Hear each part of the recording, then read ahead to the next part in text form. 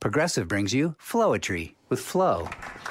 A tool called Name Your Price. Get a grip on your spending like an industrial vice. It's nice. Beats rolling the dice. I prefer brown rice. Don't carry dumbbells when you walk on thin ice. Splash. Get insurance based on your budget with the Name Your Price tool from Progressive. Visit Progressive.com. Progressive Casualty Insurance Company and Affiliates. Price and coverage match limited by state law. Hi, I'm Stunning Stella Cheeks. And I'm the Enigma Erin Klein. And this is Not Your Demographic, a feminist wrestling podcast. Shockingly, those exist.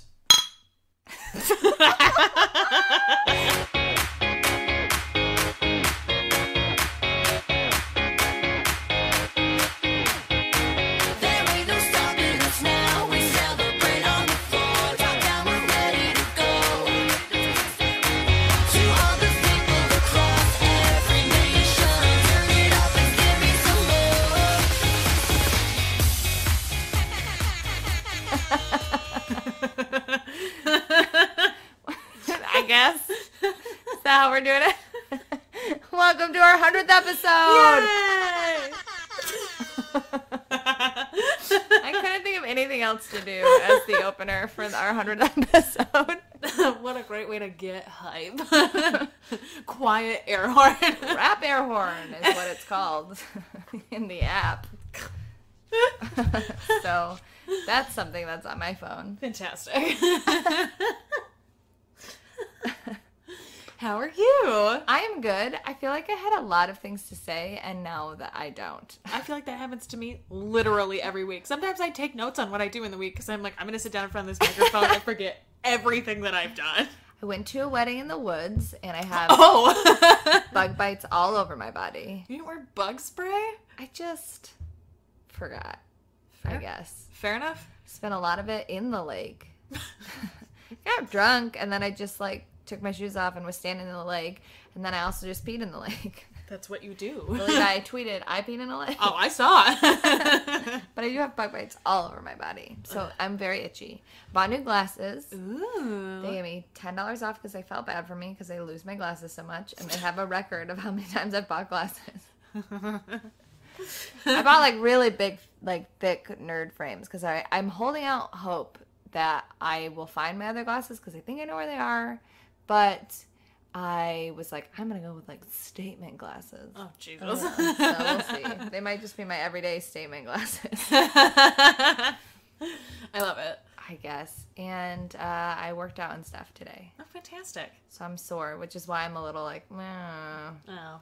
Meh. Meh. Because I'm sore. Yeah, I understand.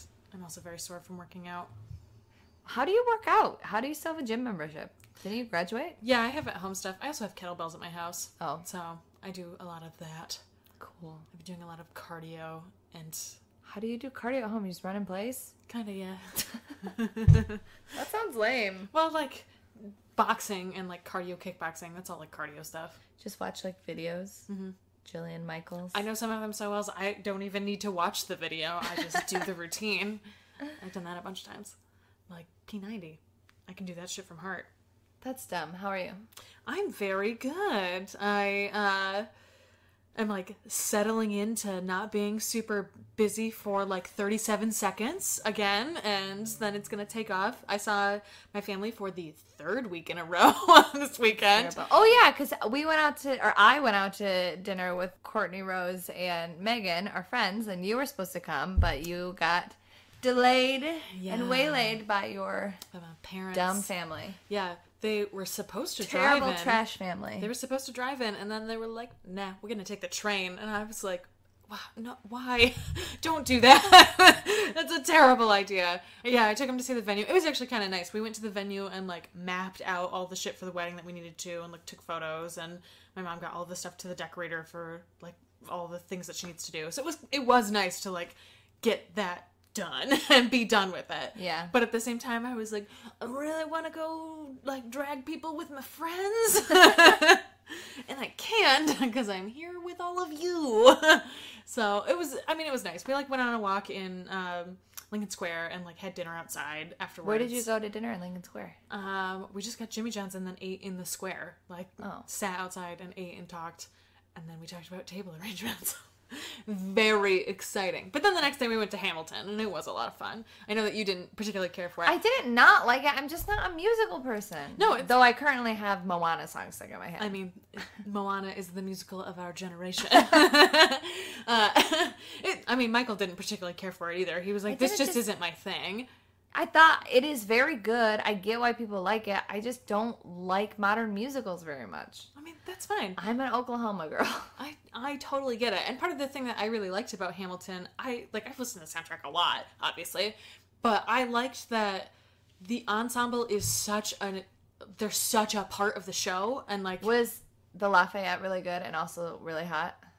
Because when I saw it, the Lafayette was real hot. Like tipped blonde dreads. Yeah. Yes. He was great. Excellent. He was one of my favorite characters. Also, the King George in this run is so funny. The King George and Lafayette are amazing in that run. I love it. Because in the original production, King George is like flamboyant and has all these movements, and there's like people who dance around him. And in the Chicago production, it is just one man who stands in the middle of the stage. Who is still very flamboyant, but it's more like inflection than like arm movements. Yeah, he like does these little like knee kicks a couple of times. I liked him a lot. He was so funny. If I could play any character in that show, I would want to be King George. It's in my range. I'm like a low alto too, and he's a tenor. And like I could 1000% do that. Have I complained that I hate Hamilton because it ruined the potential of me naming one of my children? Ooh, what name did it take away from you? Eliza. Right? Yikes. So there's going to be a bunch of dum-dums named Eliza because their parents love Hamilton. So I guess I'm just going to have to do straight Liza. Liza's good. That's what Liza with a Z. Not Lisa with an S, because Lisa with an S goes not Z. That's a Liza Minnelli song. I obviously love Liza Minnelli. I have a Bette Midler tattoo. I obviously love Liza Minnelli. Are you going to get a Liza Minnelli tattoo? No, I don't like worship the ground that Liza Minnelli walks on. Okay, that's fair. Let's be real. If I got another celebrity tattoo, it would be Brie Bella. I thought you were going to say RuPaul for a second. I'm not going to lie. No, it would be Brie probably. But I'm not going to get a Brie tattoo, so everybody calm down. Unless it was like one of those fat cupies. Brie Bella is like a weird little cupie. Now I really want that. You totally should get that. The right people will get it, and everyone else will be like, that's so cute! Or some people will be like, you're a fake wrestling fan. You love the Bellas. And I'm like, yeah, I do. I have a tattoo, stupid. I spent over $100 on their fucking wine. Which I'm really glad I did, because it sold out. You spent $100 on their wine? The white wine was $30. The red wine was $47. That and then you had to expensive ass wine! And then you had to spend like $25 on shipping, which is almost the cost of a goddamn bottle of wine. Oh my god! I put it in my cart and I deleted it, and I put it in my cart and deleted it. I was like, well, maybe I'll wait till I get paid. And I was like, I'm just gonna put it on credit card because I have a feeling this is gonna sell out, and then I will be mad that I didn't buy this. I cannot believe it's so expensive. I'm really surprised by that. I guess they're not trying to hit their like audience demographic. Also, it didn't ship to like middle America, so like a bunch of people in like Kentucky were like, why don't I get Bella wine? And then the Napa Valley bros were like, sorry, we don't care about you. That's not, they were like actually apologetic, but I think it's really funny. That's like, oh, you live in Kentucky? We don't care. Yeah, right. You must not like wine. It's not in a box. Don't worry about it. Whoa. Yeah, I did buy the Bella wine. Oh my god. I cannot believe that it cost that much. That's like double what we expected it was going to cost. I thought it would be around the 30 range. And like I said from the beginning, if it was under $50 a bottle, I would buy it. So I did buy it. The shipping like killed me. Yeah. But they have to like ship it in like a fancy wine box. True. So it doesn't smash. Fair, I guess. You do want it to come to you so you can drink it. Not like soaked into or like crate. Rancid. Yeah. Yeah. It better be fucking good. I'm really I don't know what to do. Like, this. I want to like do a tasting and like write about it or like do like a video, but I also like want to really like save it. They're like expensive ass bottles of wine. I mean, open it up and do like a small taster glass. Yeah, but like that is gonna. I will have to finish both those bottles within a week then. True. And I don't want to do that. I'm also not. I'm gonna give Nick like a little like shot glass and be like, the rest is mine. I spent so much money on this. Fair. That's totally fair. My expensive ass fucking Bella wine. Ugh, I hate myself. I guess I have to get the Cody Rhodes wine You when it can't. comes out. Why? It already came out. It came out Really? as a part of Stephen Amell's wine club, and you had to be a member of this like wine club. I just rolled my eyes so hard. And they only make like a certain number of Not worth it. bottles. Definitely not worth it then. Yeah, I looked into it. Trust. I should have known. I think he had nothing to do with it, and Stephen Amell was like, "I have this weird wine club. Can you like sponsor some of these wines?" Oh, okay, that makes sense. Whereas the Bellas were like, "We pluck these grapes." That is absolutely true. Well, good. I'm Just glad you waiting bought for their this wine. underwear to come out, so I can Literally just- never. It's never coming out. It is coming out because they have their booth set up at a bunch of like trade shows, so they're clearly selling it into stores. They probably are waiting until like all the trade shows are done, and then they'll put it online because they're like actively selling it into stores at trade shows. All right. Come And on, Nikki ladies, Bella get is it like together. wearing it on her Instagram. I'm like, that actually looks really cute. I actually do want to wear that God. because they're like, it's like lingerie meets like Calvin Klein like briefs, but that are like cute and comfy. All right. I mean, I'm gonna look into it. I do need. I'm gonna look into it. My negligee is falling apart. I need a new one really bad. You have one negligee? One negligee that used to belong to my grandmother. Get out of here with this nonsense.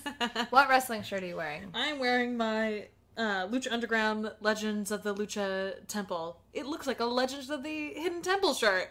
It's purple. I'm literally only wearing it because we already talked about Lucha last week, and I was like, yeah, whatever. Did you go back and watch it? Parts of it, yeah. Listen, I've been very busy.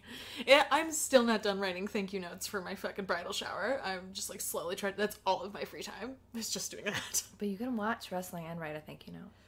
I know. I've been listening to podcasts. Stop. I can't. I know. Whatever. I also recently got into sealing wax with like imprints on my thank you notes. I bought like a whole kit and I like melt it down. That's the most stoner bullshit I've ever heard. I needed a new hobby and I like fire, so I put those two things together. All of my envelopes are very fancy. I'm wearing a breed mode shirt. Okay.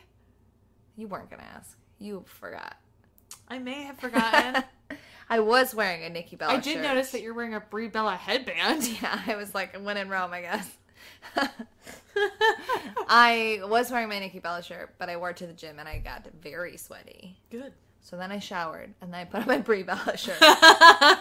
Because that's the theme of my life right now. That's also tragedy. I ordered that Rosemary shirt and that Nicole Savoy shirt, and I fucked up the ordering. I definitely ordered the right size for the Rosemary shirt, but I ordered a large unisex soft style shirt for the Nicole Savoy one. So not only did I order not the wrong size, but I upcharged it for some bullshit soft style. Because I was like, I know I spent like extra on this shirt. And I was like, oh, I upcharged it to not fit me and be soft. At least it'll be soft. I mean, you can do something with it, I'm sure. Yeah, but crop top season is over. True. That's true. I don't know. Gym shirt? I don't know. I'm mad. Somebody buy this shirt off of me. Also, a fun coincidence. This is the exact opposite of the episode we're going to reference later when we do our interview segment with each other. In episode 7, the original episode, we did that literally the opposite. I was on my second shirt of the day because I had gone to the gym and gotten too sweaty to wear it to the show. Yeah, but now I'm the cool buff I know, one. now you're the one who's getting real buff. I'm the one who needs to do that right now, and I'm like, I don't know. Well, and then I came home and ate a chicken breast and then a bunch of, like, white cheddar popcorn. Fair.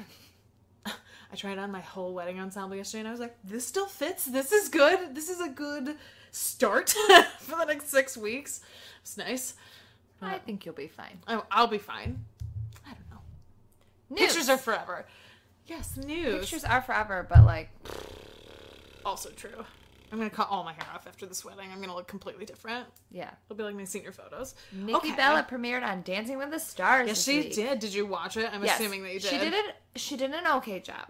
I did not watch anybody else's. I watched didn't either. I watched one of the basketball guys, because that was fun. I thought that she, like, got into it. She was very stiff and like She was very clearly very nervous during the beginning. But she got into it and she can like move well and like And her footwork was good. it was cute, the wrestling move. Yeah. Somebody had a tweet, I retweeted it, I don't remember who it was, but it was like, oh my god, that's the hardest part of the dance floor. And I thought that was hilarious. That is very funny. I think she'll stay on for a while, but I don't think she'll win. No, I don't think so either. Isn't there like a para-Olympian on the show as well? Yeah, there's also like people like Nick Lachey's wife, and Nick Lachey, who is also a like dancer. I guess 98 Degrees kind of dance. Yeah, they did a lot of dancing. I saw them in concert once, and they did a lot of dancing. That's sad. Listen, they were on tour with Destiny's Child, Jessica Simpson, Wait, you saw and Destiny's Pink. Child? That's Yeah. funny. Uh-huh. That seems actually like a good concert. There were like 4 other people too. It was some like giant Christmas pageant concert in Detroit that my stepdad got us tickets for. Yeah, it was fucking weird. I don't know. Impact Wrestling is no longer Global Force Impact Wrestling, and also they just learned to call it that. They just made their Bound for Glory announcement. It's going to be in Canada. I heard that. So, Canada! Starrcade is happening, but probably won't be on the network and is just going to be like they're bringing back WCW titles to try and boost ticket sales because their ticket sales are dismal. Yeah. But Roman Reigns says that he's been pulling all the tickets in. But who would have thought that if you inundated everybody with so much wrestling that they wouldn't want more and more of it? Also, like, thing that people don't talk about when they talk about the ticket numbers and the like pay-per-view watches and the Raw watches, whatever, is not only is there too much WWE wrestling, just period. Even though I like the brand split, but there is just too much. There's too much to consume. But we are in what is like a golden age of like indie wrestling, and there's so much stuff. Like, I know so many people who watch a fuck ton of wrestling and hardly watch, if any, of WWE. Yeah. And I think that contributes, I think that contributes a lot more to the like downgrade of their numbers than they're willing to realize. Oh, absolutely. At least publicly. I think they actually do realize it because they sent out like some survey that was like, do you want to see ROH and New Japan on our network for an extra cost? Like, of course people want to see that, but also like, stop. Get real, yeah. Bobby Heenan died. Yes, he did. I was very sad. They put together a really nice package for him on Raw. They did. I really and there were enjoyed lots that. of signs in the audience and lots of nice like tweets and things from the wrestlers. Bobby Heenan is part of why I really got into wrestling. That's what Michael used to put on Primetime Wrestling with him and Gorilla Monsoon, like, whenever we had things to do in the house. And so when I got into it, it was through, like, Macho Man Randy Savage, and... 2 different people. Yeah, 2 different people, and Piper.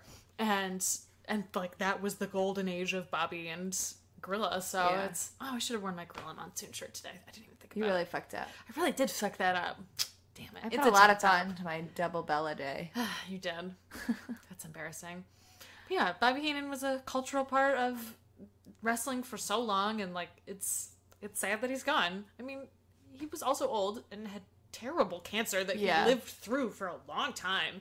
Like, it's sad, but it was time for him, I guess. Sad. Princess Suhea was unmasked, which probably means that she's coming to WWE because she's actually quite pretty. And is probably going to show up unmasked, just like Cien did.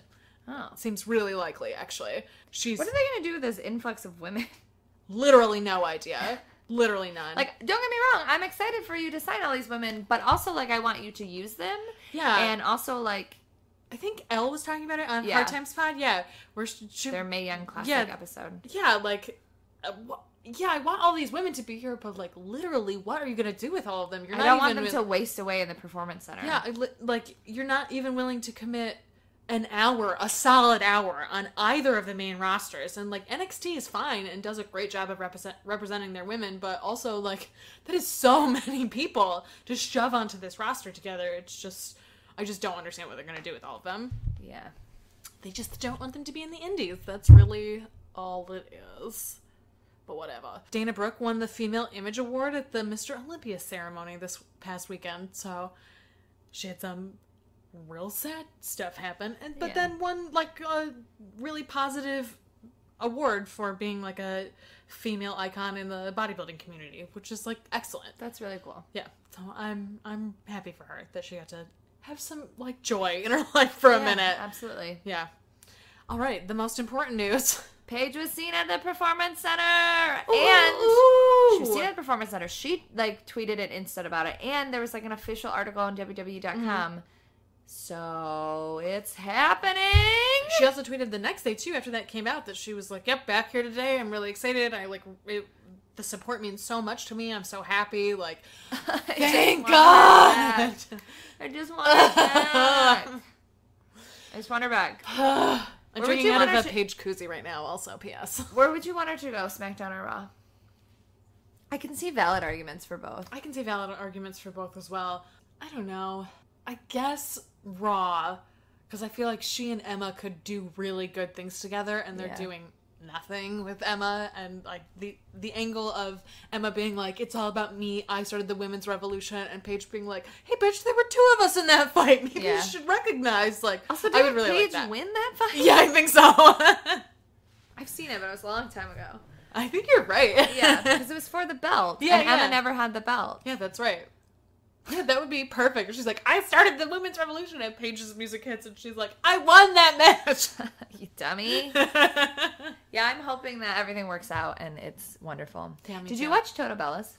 No, I watched the one that we talked about last week, but I haven't watched the newest one. I know, Erin. I'm a disappointment. I've been watching So You Think You Can Dance, okay? Sum it up.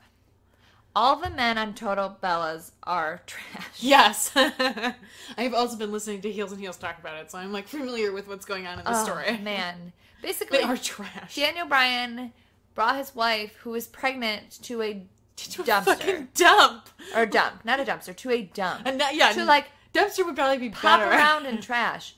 She's pregnant. She's not supposed to be around cat poop. Mister, I fucking read 200 books about babies. Like, are you fucking kidding me? You couldn't show her like a YouTube PowerPoint about it? I know. There are a lot of documentaries about diapers. Are you fucking kidding me? Couldn't Skype her in? Right? Go with a GoPro. Do it yourself. As somebody who has used both cloth diapers and regular diapers, I actually do like cloth diapers a lot, but the upkeep is really hard unless you are like them, who can probably afford like a pickup service to take care of it. Exactly.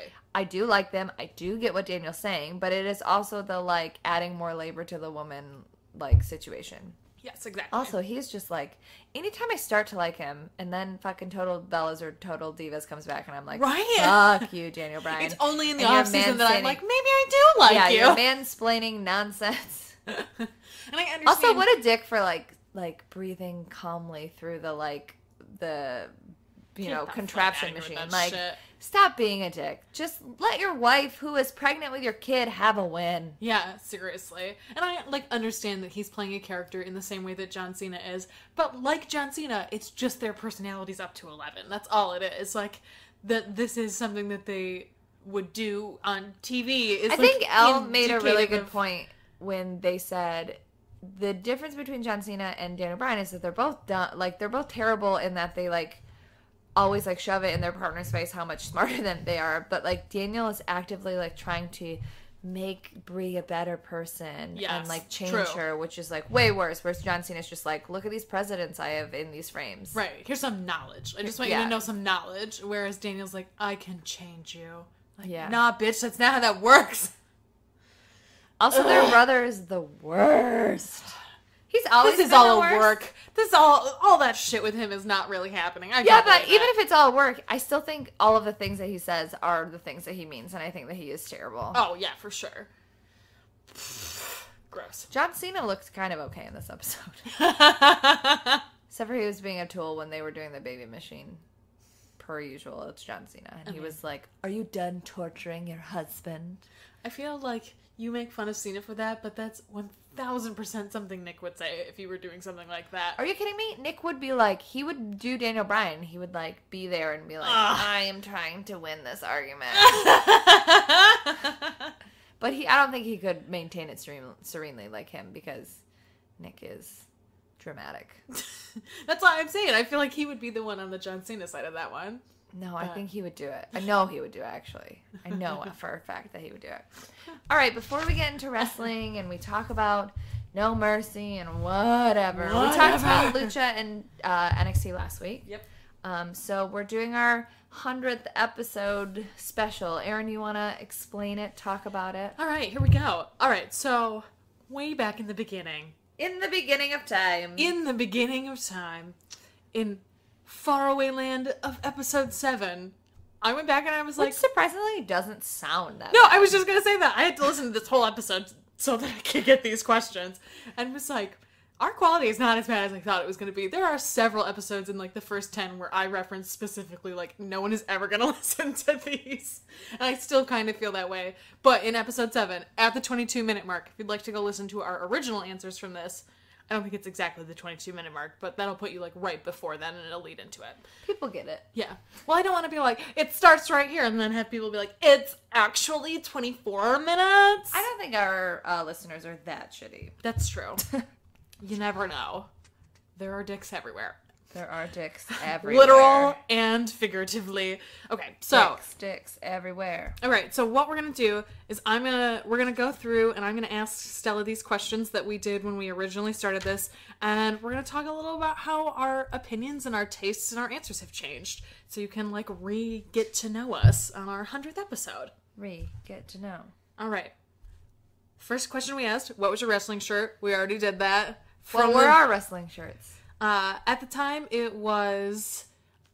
was originally wearing a Finn Balor shirt, and then I don't remember what else I put on, and you had on, I just listened to this earlier. I didn't write that one down.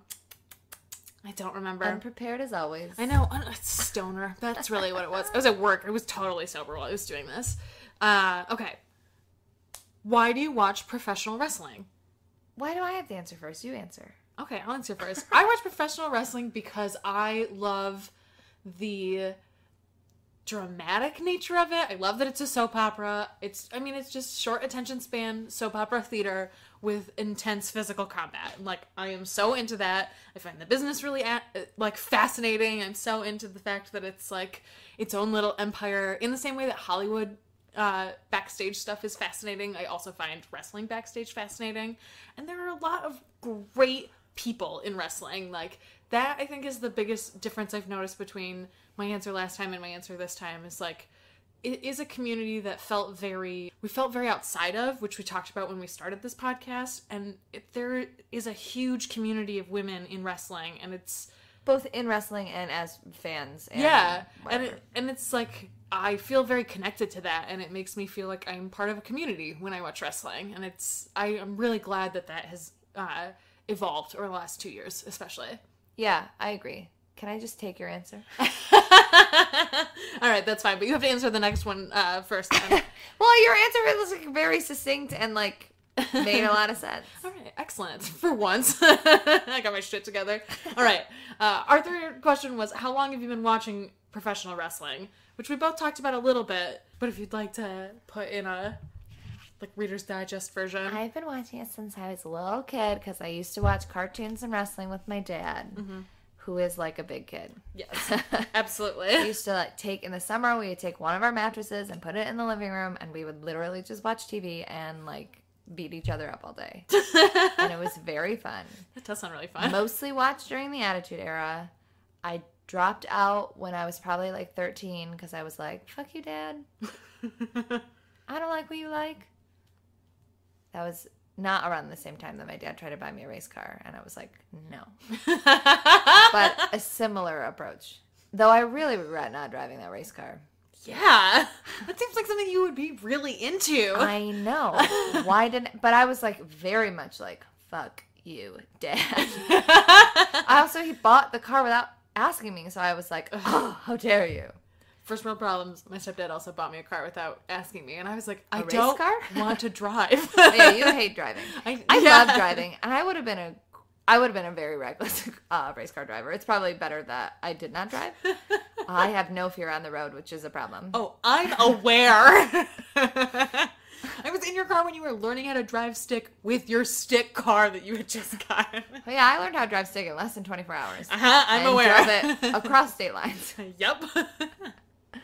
I'm very cool. It's true. You are very cool. One of the like sub questions that we talked about inside of this, what would your signature move be if you had a signature move? Spoiler alert, we're gonna talk about finishers later. So just like the off the rope DDT or My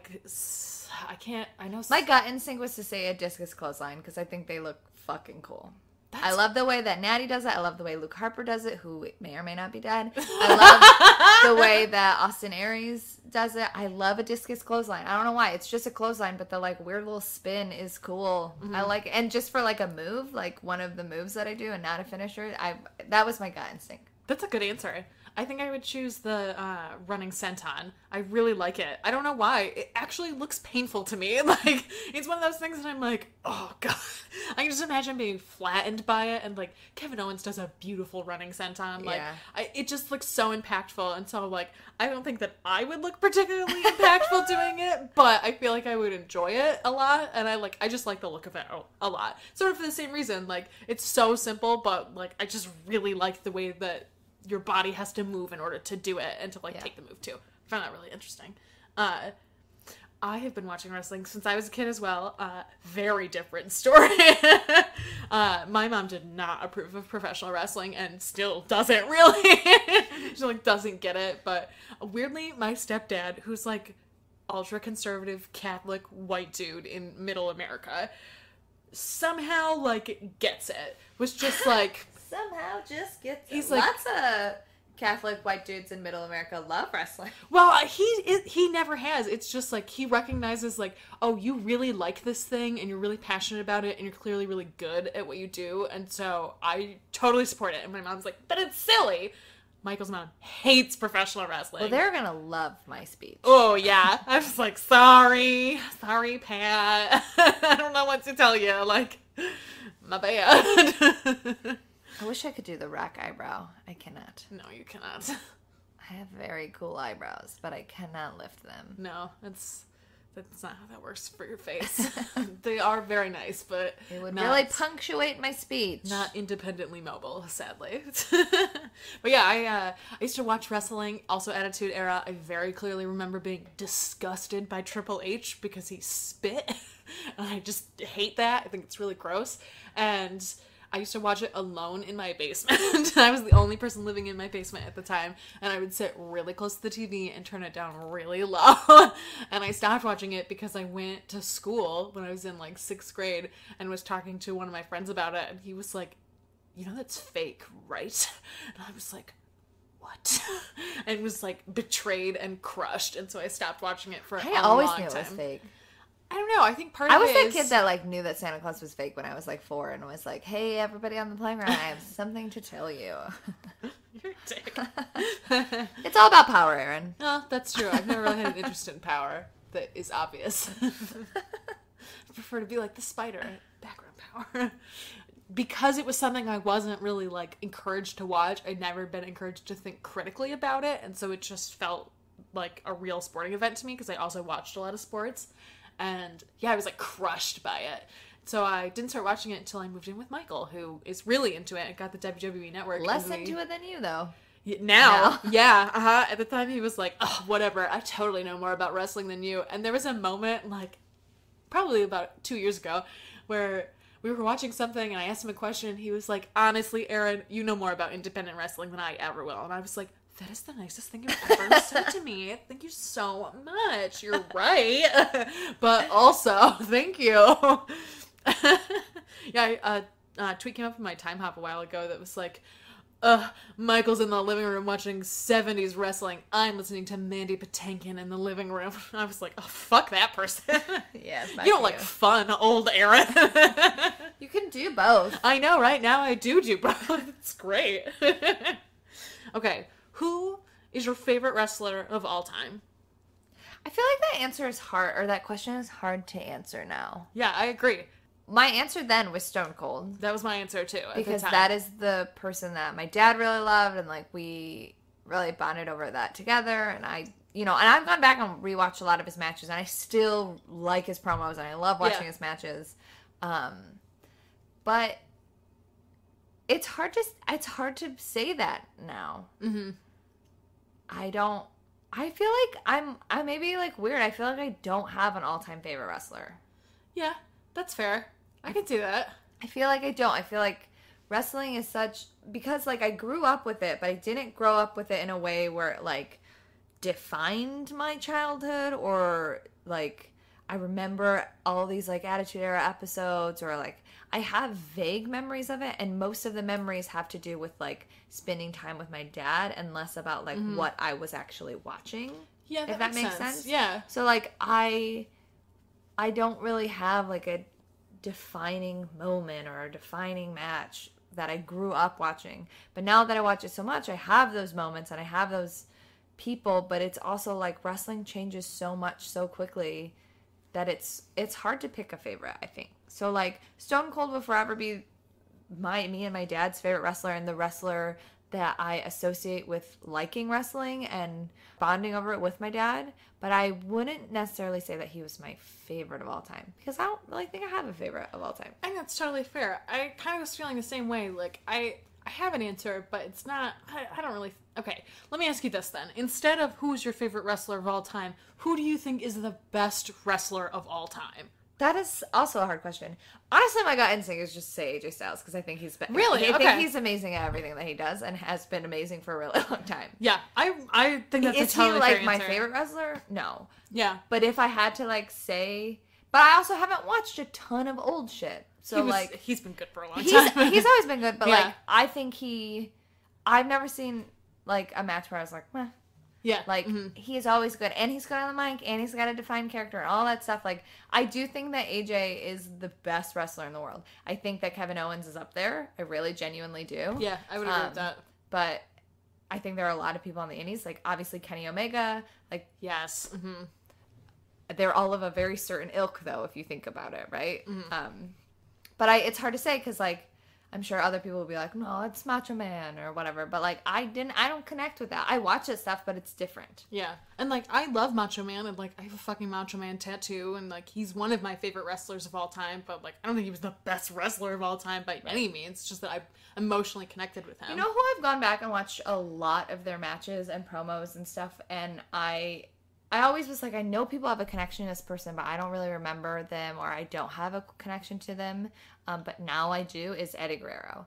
I've watched a lot of his matches. Yes, one of the best of all time, for sure. Absolutely. Yeah, incredible. I would agree with that. I didn't even think of him. That's a great answer. Yeah, so, I mean, if we're thinking, like, older, even though he's not old, but you know what I mean. Yeah. I think he was always phenomenal. Fucking Jericho has been good forever. That was going to be one of my answers, too. Yeah. I think that Jericho might be one of the best of all time. Like, his promos have always been good. Like, he wasn't the best wrestler when he was in WCW and when he originally came to WWE, but he also didn't get a lot of time, and, like, honestly, gets better with age. Every year, like, takes bigger risks, is still a fucking crazy-ass motherfucker. Putting on cruises.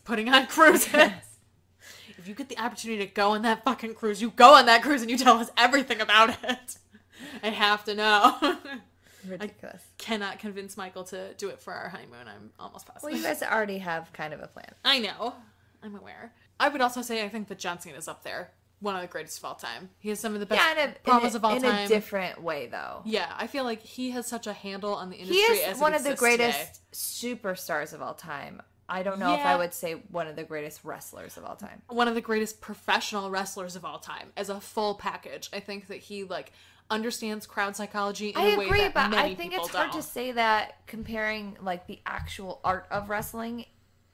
I think he's still a great wrestler, though. I think he is good now and but like he hasn't always been good. And there was a reason why people hated him. He he wasn't a good wrestler. Well, that's what I'm saying is I feel like he, in the same way that Jericho got better, has Jericho just continually was better evolved. than him. You should watch some of Jericho's Attitude Era stuff. It is not good. I don't know.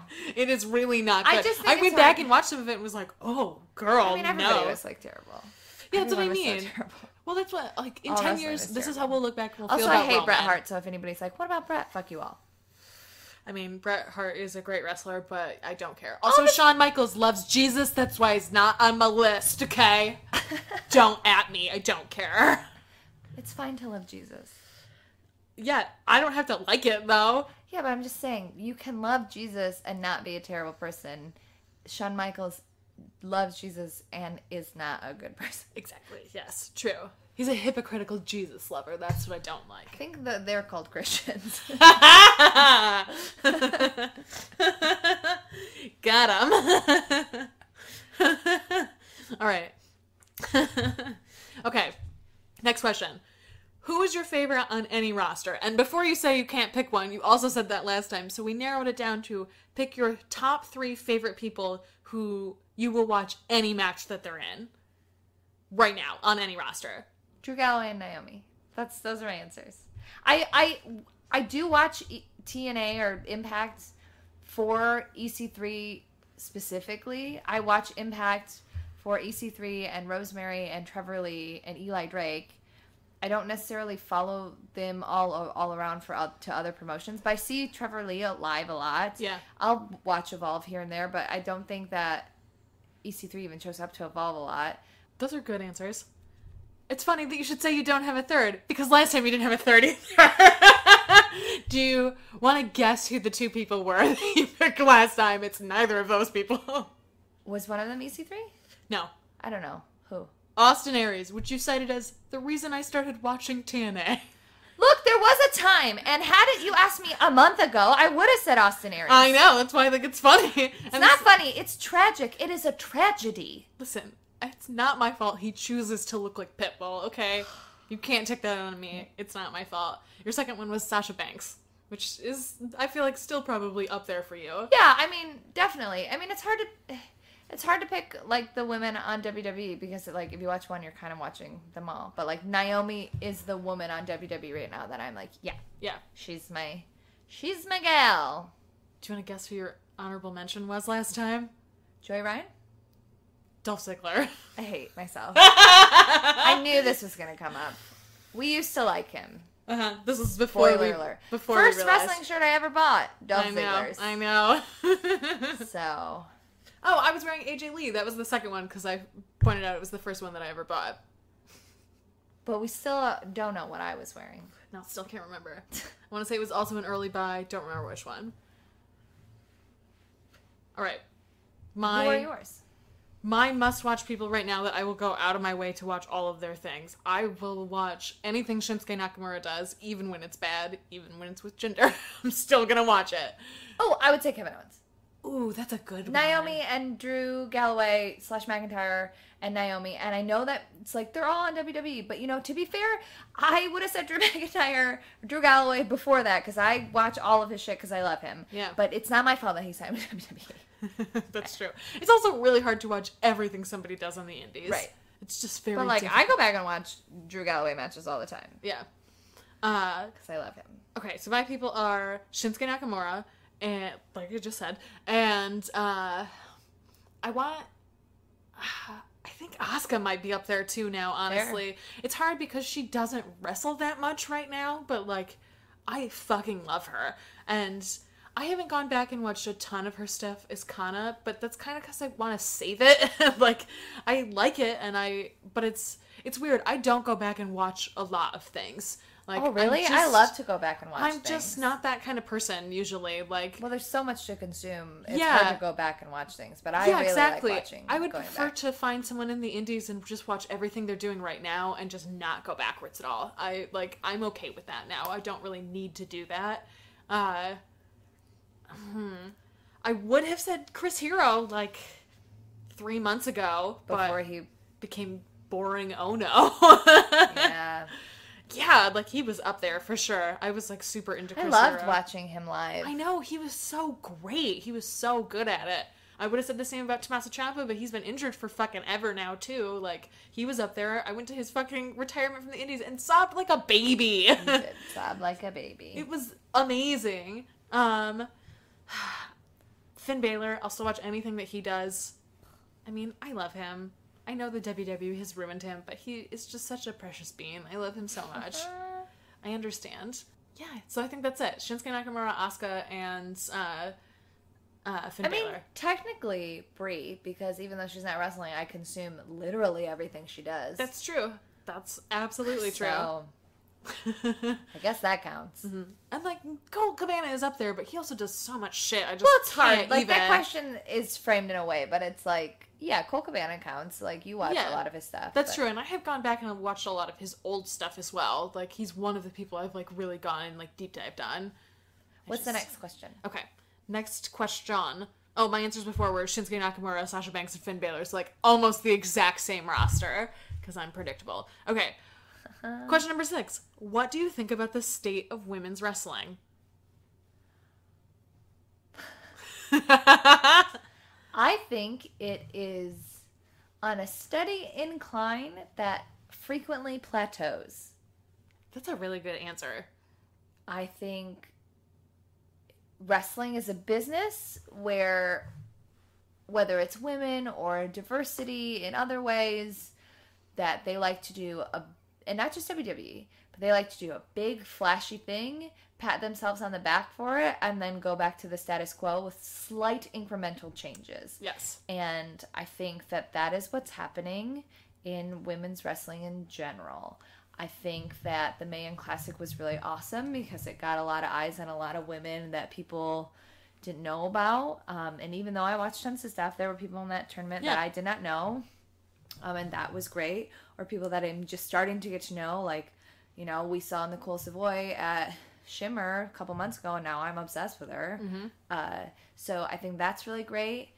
But it is like, think about ROH Women of Honor. Like, yeah, they like to, you know, do Women of Honor Wednesdays, but when has a women's match ever been on one of their pay-per-views? They literally don't even have a title. Right, like, so, you know, or, you know, you can pat yourself on the back and say, oh, Women's Evolution, Women's Revolution, but you have one women's segment on a 3-hour-long show. Yeah.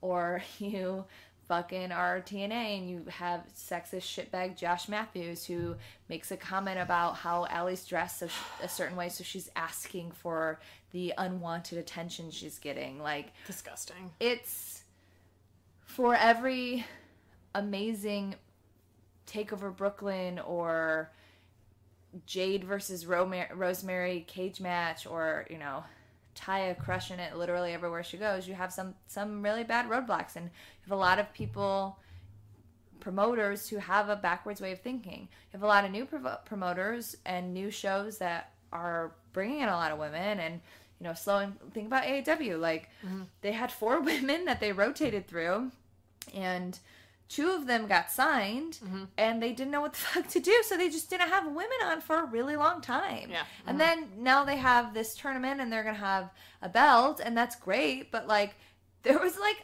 like half of a year, over half of a year, where it was like, what the fuck? I don't even want to come here anymore. And, like, and they would have, you know, that Sami Callihan issues an open challenge, and, like, Candice LeRae came out and, like, fought him. Like, that was amazing. And they had good moments, but, like, having that, like, dearth of women and, like, literally not knowing what to do was, like, that sucks. But now, you know, they're answering it. So, incremental changes, small plateaus, incremental changes. I'm excited for the future, but I also, like, I feel like I am very aware of this business. Yeah, I feel like that's the hardest thing about it, is that, like, all of wrestling is kind of like this, and so it sucks.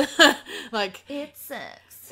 That's kind of what happens in wrestling. Like, there's incremental changes and then long plateaus with, like, every problem in wrestling, basically. And I feel like the women are being kind of swept up in that as well. I feel like it's weird to think about 2 years ago, though, when we started this, how different things were at the time, and, like, the fact that women are given any amount of time feels kind of amazing when you look back at that.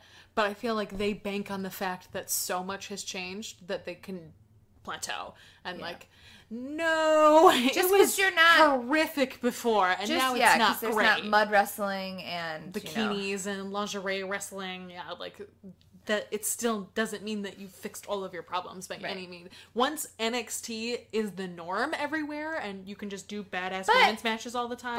But when has there been, like, there hasn't been, like, other than Asuka, there hasn't been, like, some consistent storytelling. Yeah, they'll have 2 women's matches, but, like, NXT really could get better at, like, developing storylines outside of the women's belt. Well, I feel like that's what they're doing now that Asuka is I think that's what they're trying, but, like, I think NXT gets a lot of credit. Some of it well deserved, but, like, it has room to grow too.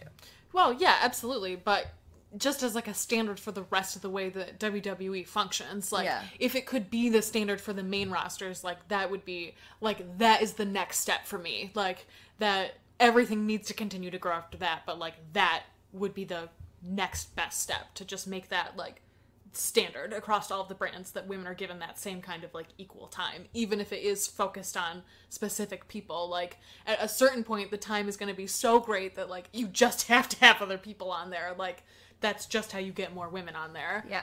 So there's a lot of room to grow there for sure. Okay. Question number 7. Why do you think this podcast is important? It's not. Delete it. Heel turn. Heel turn. Fuck this podcast. It's important to have underrepresented voices in any form of media.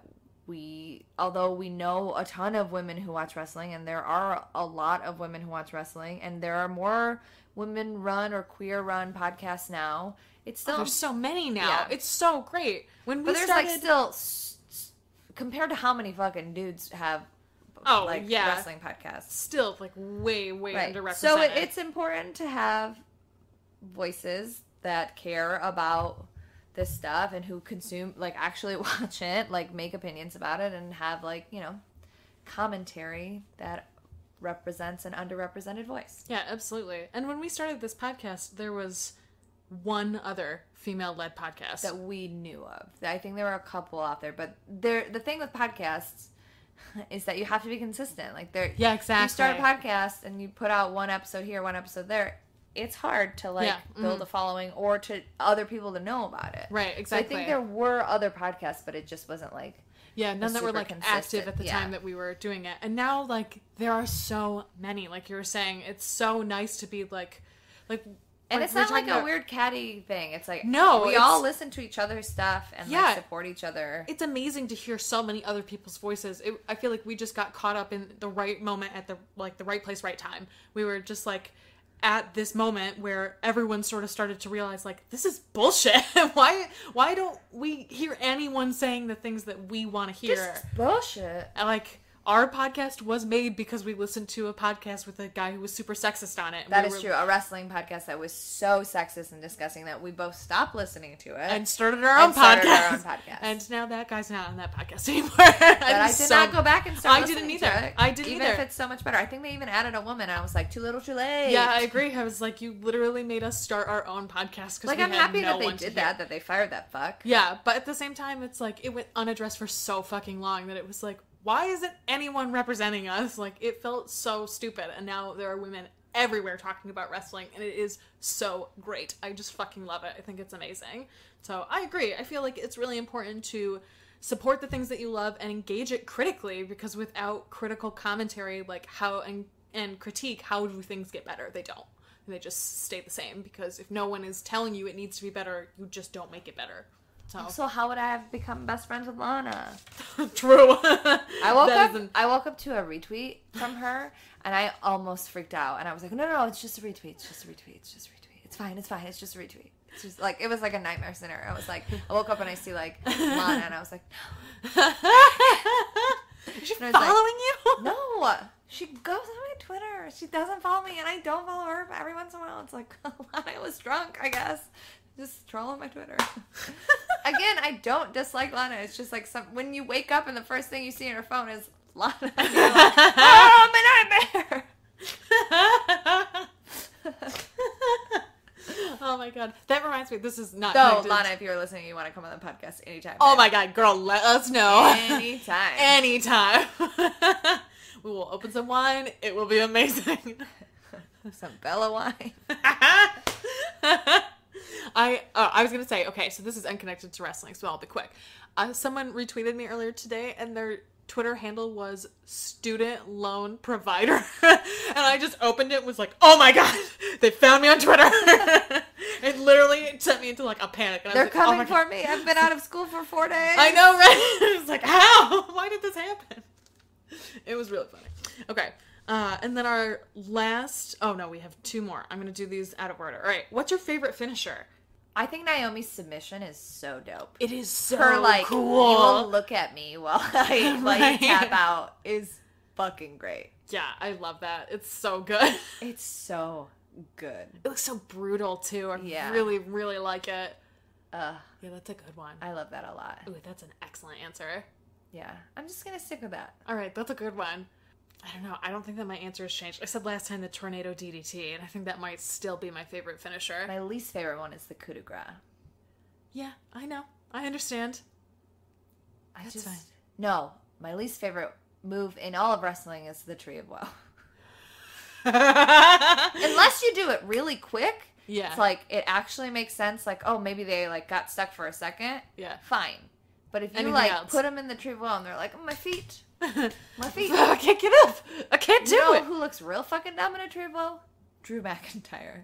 His head touches the He's ground. just like, I'm already on the ground. The Black Mass is dope. That's The a Black great Mass finisher. is super, super good. That is a I great really, finisher. really like that one. That's an excellent answer. For an active one and a submission, I'll say. Ooh. Though Naomi's active finisher is dope too. The like split-legged twirly moonsault thing. Yeah, it looks really similar to the End of the world. End of the World. I also really like that. That's a Yeah. great move. You know, Johnny Mundo would actually John Hennigan, John Morrison, Johnny Mundo, Johnny Impact, Johnny Nitro. whatever. He is actually up there with people who I like follow to places and watch their matches. I think his matches are consistently really good. Mm-hmm. I think I've met him. He's like a really nice guy. Yeah. That movie is fucking hilarious. And I just think he's like all around like a legit dude. The only thing that I dislike about him is how good of friends he is with the Green Ranger. Because fuck that guy. Yeah. Fuck that guy. Fuck that guy. But Johnny Mundo That's a good is answer. one of those people that I consistently over the past year have been like, I fucking love this guy. You know, I was thinking that earlier too about Taya. I kind of feel that way about her. She has so much work that it's difficult to Right. follow it, especially when she was in AAA. Like, that doesn't seem to be a thing anymore. So She's on Impact now. yeah, like the only reason I will watch Impact, basically. But like, I really, really enjoy her, and like, I drove all the way out to fucking LaSalle to see her wrestle. Like, Twice. yeah, like she's fantastic, and I. And by really you drove, somebody drove you. Yeah, correct. I kept them company in the car. Not helpful. Whatever. How do I feel about The Miz? I love him. Bay. Did you know that was the next question? Yeah, I know that. Yeah, that's how we used to close. Mm-hmm. Can't wait for Bay to have a baby. I love Maurice. I love Miz. I love them on Total Divas. We talk about how the men on Total Bellas are trash. You know who's not trash? The Miz. I mean, he treats his wife like a fucking queen. In that context, in a television context, in a relationship context, he is a great partner. Yeah, I was going to say the only exception I think might be the fantasy football episode, but she was being kind of a bitch about it. Yeah, so. and like, you can have moments of being tools because that's how relationships work. But yeah, that's true. Cena and Brian are tools the whole time. Forever. I would say like 90-10 with John Cena. Daniel just 100% of the time. The time that he played beer pong as a bro was pretty much magical. That was so amazing. Yeah, but that time that Maurice dressed up like Brie and Nikki was way better than any of that. Ride or die. Maurice is ride or die, and I just respect the fuck out of that. I love her. Maurice. Okay. Here's our last question. You're going to have to get it up on your phone. Wait, was it not The Miz? No, the last one we did was a rundown of the podcast that we listened to. Oh, weird. I encourage you to go back and listen to this. It's at the 37-minute mark. All right. I listed 17 podcasts, and I don't listen to 11 of them anymore. So it was really surprising That's to funny. go back. So give me your list. I listen to, these are organized, so you'll see them. I listen to The Daily, Up First, Pod Save America, Boxes the Weeds, NPR Politics Podcast, On the Media, Love It or Leave It, Rough Translation, Throwing Shade, Call Your Girlfriend, The Smartest Man in the World, Another Round, Unhappy Hour with Matt Belisai, Radio Lab, Nancy, Heels and Heels, Face Like Feministas, Heart Eyes and Wistful Sighs, Hard Times Pod, Monster Society of Comics, Jay and Miles Explain the X-Men, Baby Geniuses, Since Last We Spoke with Matt Peters, So Many White Guys, and Two Dope Queens. I also occasionally listen to, depending on who is on it. I don't every episode these ones. I will listen to some episodes of What the Fuck with Mark Maron. I will listen to some episodes of The Art of Wrestling. And I will listen to some episodes of Rookie. I also just started listening to Marty and Sarah Love Wrestling, but I've only listened to like one episode. So Okay.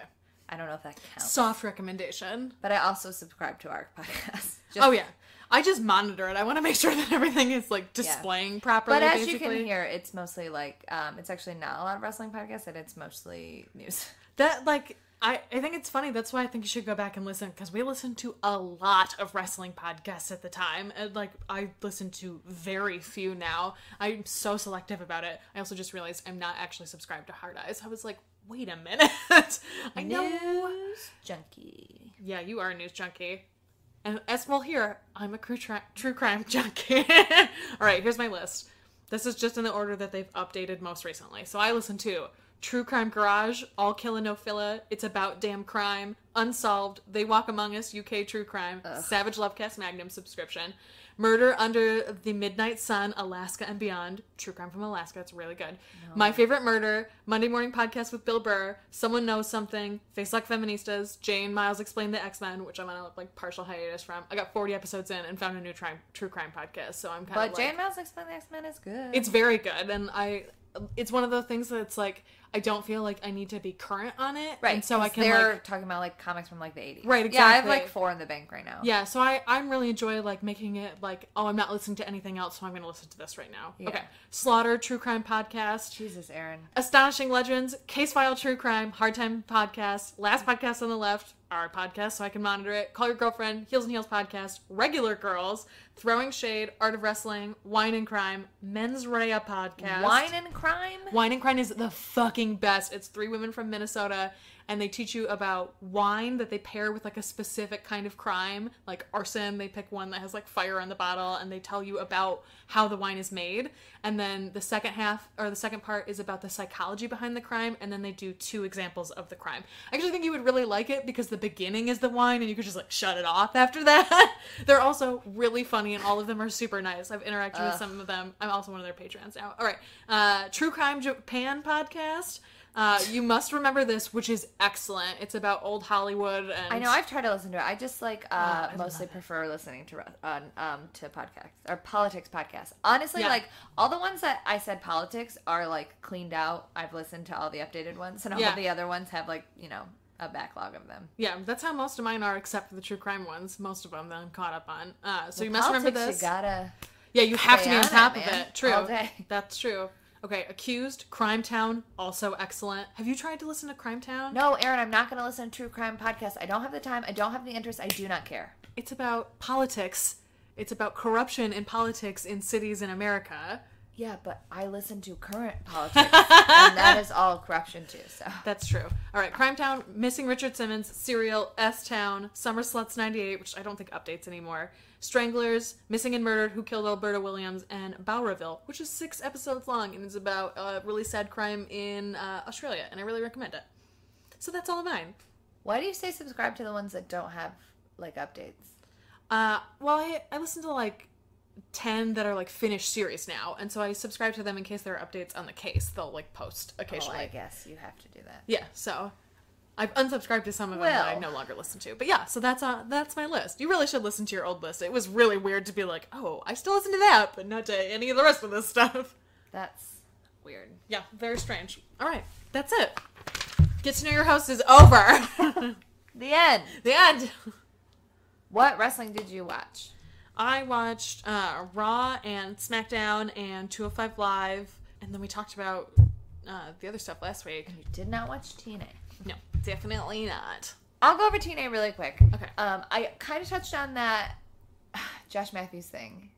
Ugh, it was so disgusting, because the opening match was Garza versus Braxton Sutter, and Garza does that thing where he rips his pants off. Like, that's his whole, like, that's a gimmick he's done for years. But he, like, ripped them off and, like, didn't throw them alley, but like kind of tossed them to her because he's like flirting with her. And Josh Matthews was like, I mean, if she wasn't dressed that way, she was in like a jean jacket and like a cute little like dress. It wasn't sexual at all. Allie's character is not a sexual character. She wasn't even dressed. And even if she was dressed like fucking Maria, fuck you, yeah. Maria Canales, like fuck you. Ugh. Garza won, and then Braxton was like, Allie, you can't do that, Allie, and was like kind of being a dick to her, and then she was like, no, fuck you. And he was like, no, I'm sorry. And she like kind of was like, fine, I'll go with you, but I want you to know that I'm very mad. So I'm glad that she stood up for herself. Good. Excellent. I also wrote Josh Trash Matthews on my notes. EC3 defended that stupid fucking belt. The Grand Championship thing. Yeah, against Phantasma, who is from AAA. Yeah, it was a really good match. Actually, it was a really good match. It's like the 3-round match. I mean, it's stupid that there are judges and all that stuff, but I thought they had really good chemistry together. EC3 ended up winning in a split decision, but then Pagano came out, who is like, he main evented Triple Mania, not this year, the year before. He is a Mexican wrestler that paints his face like a clown.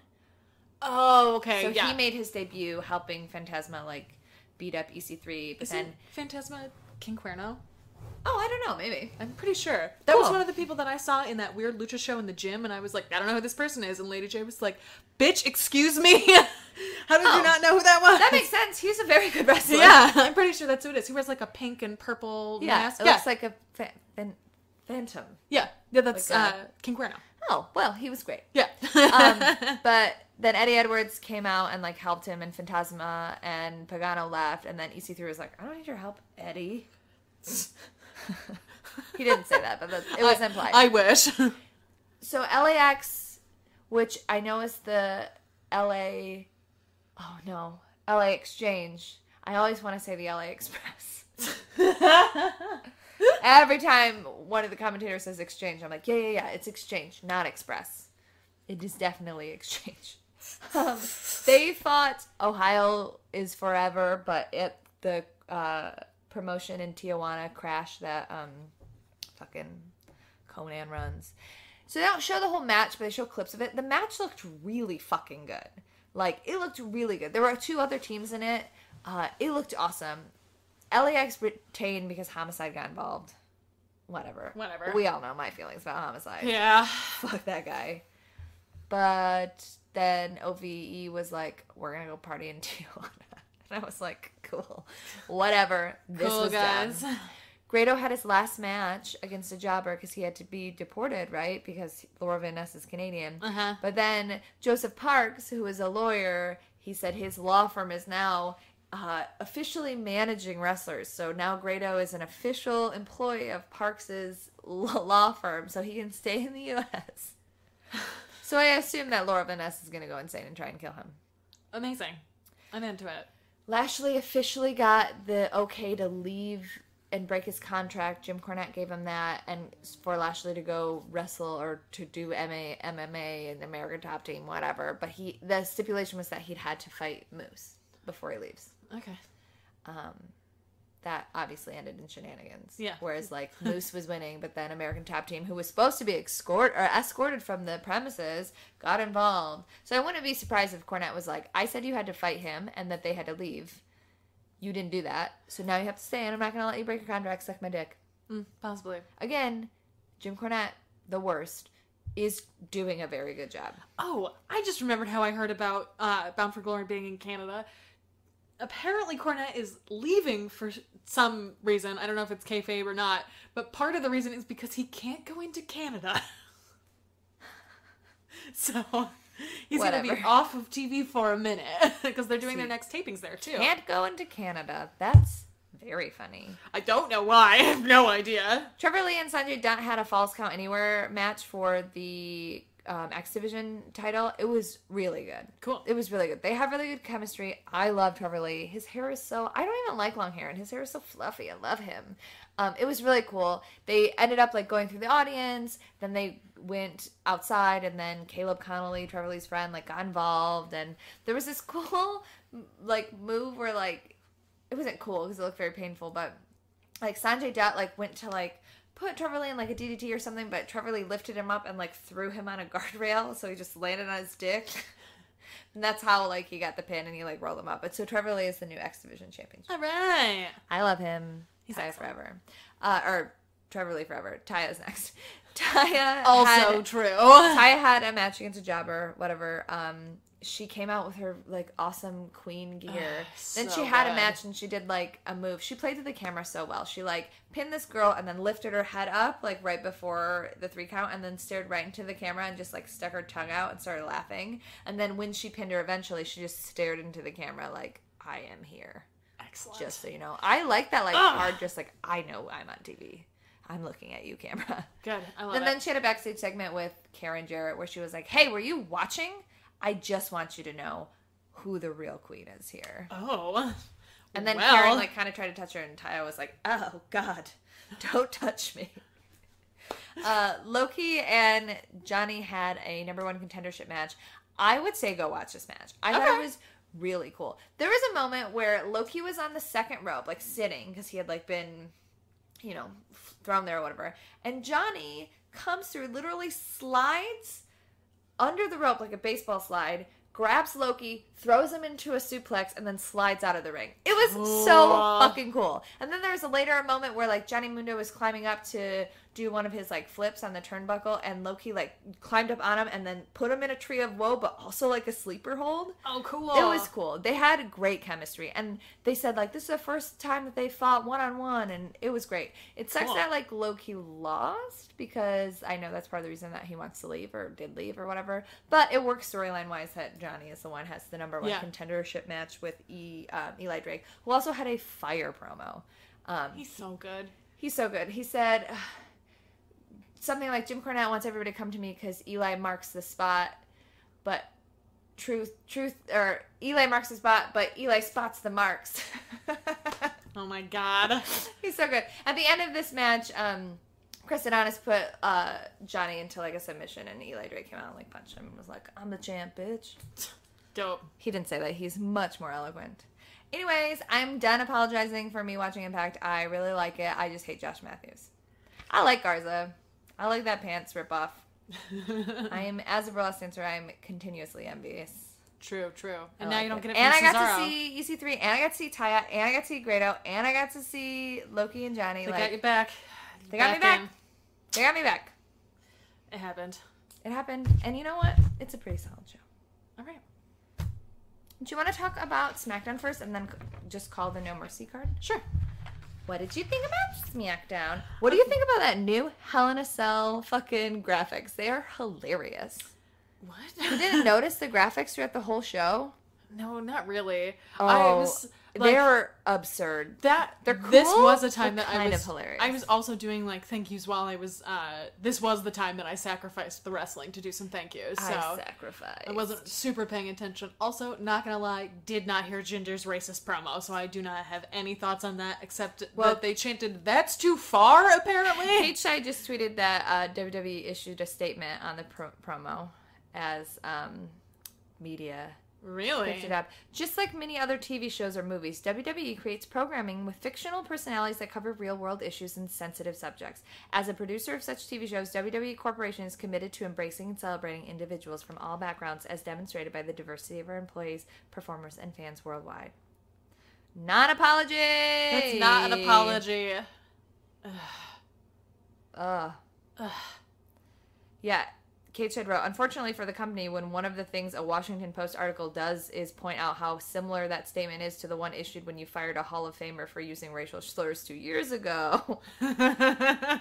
Yeah, it wasn't great. I have to be honest, I was tuning in and out of the Jinder promo because, like, I don't care about Jinder. Yeah. But then I heard him say, Rook, and I was like, what? What did you just say? What? Jinder? And then you went on, like, after that was like, and you all Americans hate me because I'm different. And it was like, what the fuck, dude? No, what? Yeah, he was, like, Whoa. making fun of the way that, like, stereotypically Asian people talk. Oh, no. Yeah, it sucked. Oh, no. It was not great. I'm glad I did not listen to that. I, like, had my headphones on, was, like, straight not listening at all. Yeah. Wow, that's fucked up. It's super fucked up. I know he was supposed to remain champion for, like, a super long time, too. I really fucking hope they take the belt off of him. They really should. They really fucking should. That should not be acceptable. I wonder if that was written for him. I don't know. I've heard that he has a lot of creative control right now, and I also wonder how much of that is like, I know Vince will be into this. Either way, it's bad. Yeah. I think it's worse if it wasn't written for him, honestly. Because if it was written for him, like, yeah, that's bad, and that indicates that I think it's worse if it was written for him, because that indicates that the company was behind it, and the company thought of it, and that it's bad. True. It's bad if he did it, but that's an individual saying that's something true. shitty versus an entire organization thinking that something like that is shitty. Yeah, you're right. That's true. Not thinking that And it it's would also shitty. mean he would have to agree to do that. Yeah. Yeah, I guess you're right. Yeah, it sucked. That's disgusting. He may have said other offensive things. I, again, was like half listening because I don't care, but then that one I caught. I sure caught that one. Wow, that's fucked up. Sure was. SmackDown opened with Shane being like, "You come from the McMahons, we murder your whole clan." That should be on a t-shirt. That's probably their coat of arms, to be honest. Yeah, Aiden English sang, and then Randy Orton RKO'd him. Mm-hmm. I like that he sang something that had to do with, like, his opponent. Mm-hmm. I do think it's funny that there are, on each brand, there's, like, a singing bad guy. That are so different, though. Absolutely. That they're so different, but it's still funny. Yeah, I like it a lot. One is a jobber and one wins sometimes. That's true. Jinder is terrible. Also, Rusev came out after Randy's match. Rusev came out and won, and then just was so elated. I don't know what that word means. What does that word mean? I don't care. Rusev #1. AJ had a promo where his hair was like blowing in the wind. It was very weird. Yeah. It was like actual like moving. And I was like, is there a wind machine, AJ? I don't know. He had a match with Baron Corbin. He basically called Baron Corbin like a little bitch, and then Baron Corbin and him had a match. Ty Dillinger came out and fucked with him because Baron fucked with him all the time, and then Baron lost and threw a big temper tantrum. I don't understand why that match wasn't called. Did they make some kind of stipulation that I missed? I don't know. Because he literally was in the ring beating the shit out of him, and the ref was like, "Get out of here, Ty! Get out of here! You're not allowed to do that! Get out!" The rules of wrestling are fluid. Very fluid. It was real bizarre, but I'm glad, like, cool. I like all three of them in this, like, little thing. Yeah, I've come around so hard on Baron Corbin, and I love know. Ty Dillinger, and, like, I want him to do everything. So, cool, awesome. Put the three of these guys together. Let AJ bring them up to his level. Right. I'm into that. Charlotte was giving a promo about, like, how she's happy to be back. They're clearly trying to turn her into a babyface. She's already a babyface because she said she's doing it for her dad again. This is the second time she's given this promo, and it was better than the first time she did this promo. Well, this one, there's like, you know, her dad almost died. Yeah. And they had that book coming out. It makes sense that they want her to be a face with the book coming out. Yeah. Also, Natty, like, there's a lot of heels happening, so. Yeah, that's true. But and then, she's back to being Charlotte Flair because they clearly want to link her to her dad, too, so I'm cool with that, I guess. Natty came out and talked about a bunch of women who she doesn't know. Florence Nightingale. What a pull. What a pull, right? It was weird. I was like, you're either doing this because it's a hilarious, like, misuse of a power of, like, a famous woman, or you literally don't know who Florence Nightingale is. Honestly, it sounds like somebody wrote into Google pioneering women, and it was just like Amelia Earhart, Florence Nightingale. When Brian came out and was like, "All right, Gloria Steinem," Nick was like, "Why aren't you offended by that?" And I was like, "Because that is a hilarious joke." It was really, really funny. In conjunction with her promo earlier, that is a funny joke. I also loved Natty's line about, like, "This isn't about you; it's about all women through me." It was such a weird promo, but it worked. And I liked how everybody else came out, Becky and Naomi and Lana and Tamina, and they were like, "Sit down, cat lady." Yeah. I loved when Becky called her a cat lady. I was so into it. It was so good. Sit down, cat lady. Also, I was loving Becky's look. She looked so fresh. I was like, you're not in your wrestling gear, but I like everything you're doing right now. I like Becky's, like, aesthetic. I know, she's great. I like that Naomi had one bright green eye and one bright pink eye. I was like, this is distracting and weird, and I love it. But again, I love her, so. You know.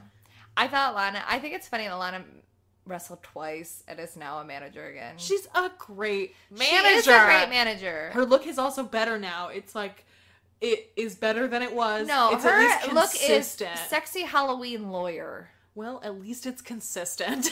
I'm not a fan of Sexy Halloween Lawyer. It's better than, like, Nick? two-piece power suit. Nick hilariously was... No, I like the two-piece power suit. No, I mean, like, the crop top. Oh, yeah. I like the yeah. actual old Oh, power yeah. suits. Actual power suit. I was into. When Tamina's music hit, before they, like, showed her entrance, you could just hear the music. Nick goes, who's that? And I was like, Nick. The only lyrics to the song are Tamina. Tamina. Are you serious right now? Oh my god. Right? Nick, no. Nick, get your life together. I thought this was fun, and it was like, I know SmackDown does this a lot, but like, I like that you do it where it's like everyone's involved, and then you have like a program, and then you get everybody involved and have a program. I think, you know, is it the best way to do it? No, but it is effective, and they are consistently getting as many women on as they can. Yes, I agree. So I am fine with that, I guess. Yep. I think the storytelling works in a way that supports what they're doing, even if it's not my favorite way to tell stories. Yeah, I agree. The Hype Bros had a match versus the New Day with the Usos on commentary. The Hype Bros lost, and then they had a lot of feelings about it. Yeah, there were so many feelings. Too many feelings, I might even say.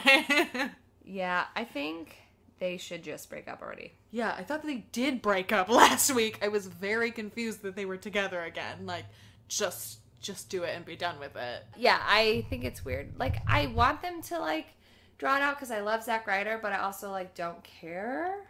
Yeah, I don't care. I like, they were a team that seemed to be doing very well, and then Zack was gone for so long, and then they came back and, like, immediately broke Mojo up. had, like, a failed singles push. Yeah, mm-hmm. This is not a bandana. I keep trying to tie this Brie Bella headband as a bandana, and it's not a bandana. Nope. Kevin Owens issued a non-apology.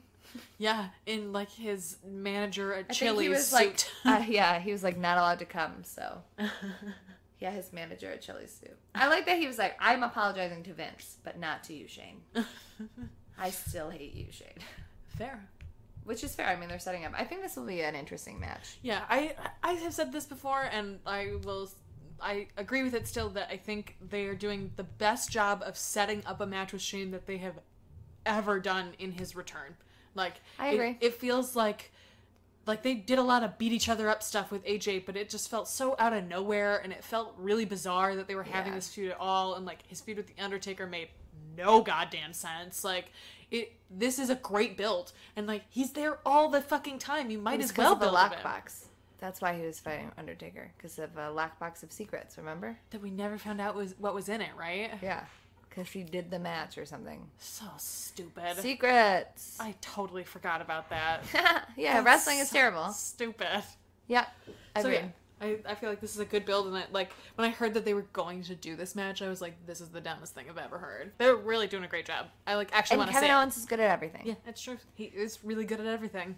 Dolph Ziggler was like a tool again. I literally didn't Triple listen to a H, single. Shawn Michaels, DX. I listened to the very end where he was like, "You don't care about in-ring performance." I was like, "You've done the same promo 3 weeks in a row, which has included zero." Is he gonna have a feud with Bobby Roode?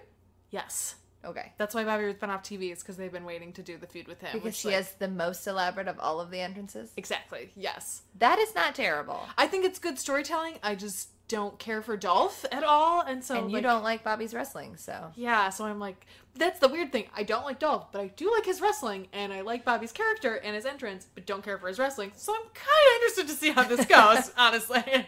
Yeah, I hate him, and I hate Enzo Amore, but I feel similar how, like, I'm interested to see what they're doing with their characters, even though I hate them. I'm, like, confused, and so therefore very interested about what's happening. Things that happen on 205 Live that have nothing to do with No Mercy. Cedric Alexander had a match with Brian Kendrick.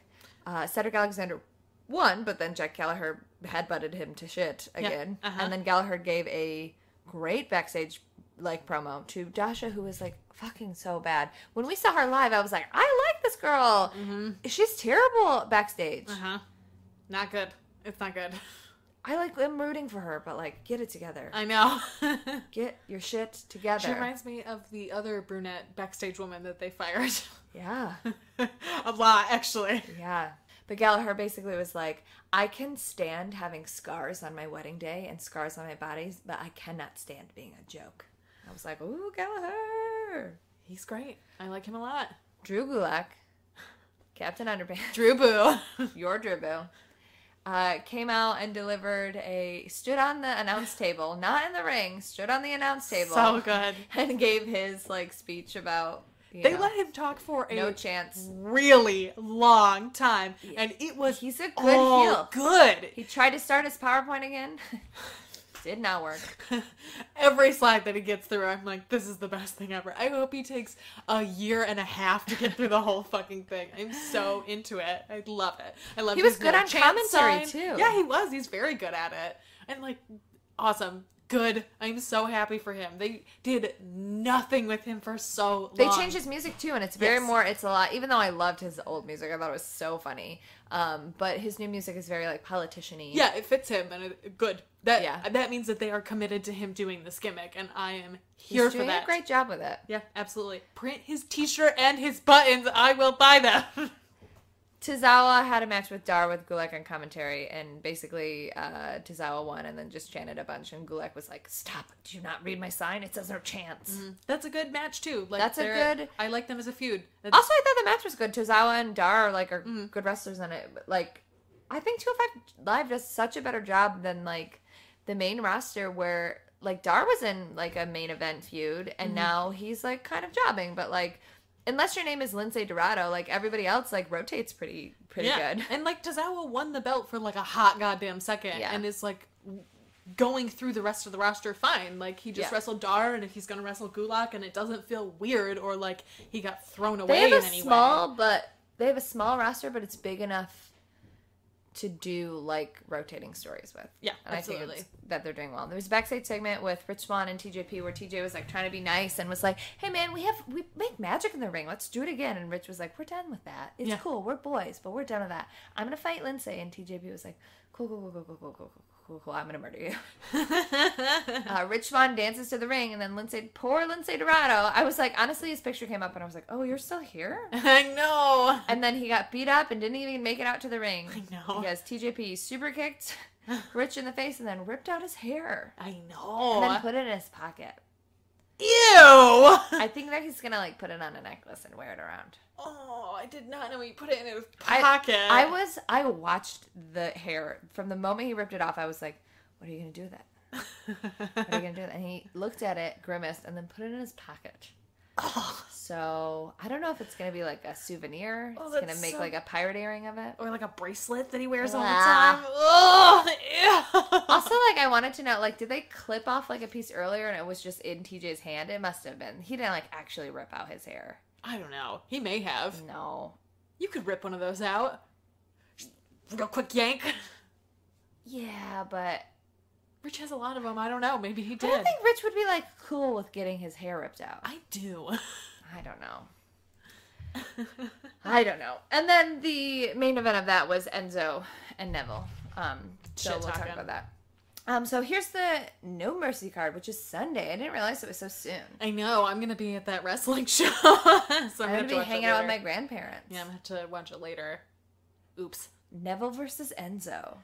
I think Enzo's gonna win. Superstar versus wrestler. I think that Enzo's gonna win. I really don't want him But I want Neville to continue to do that chicken dance.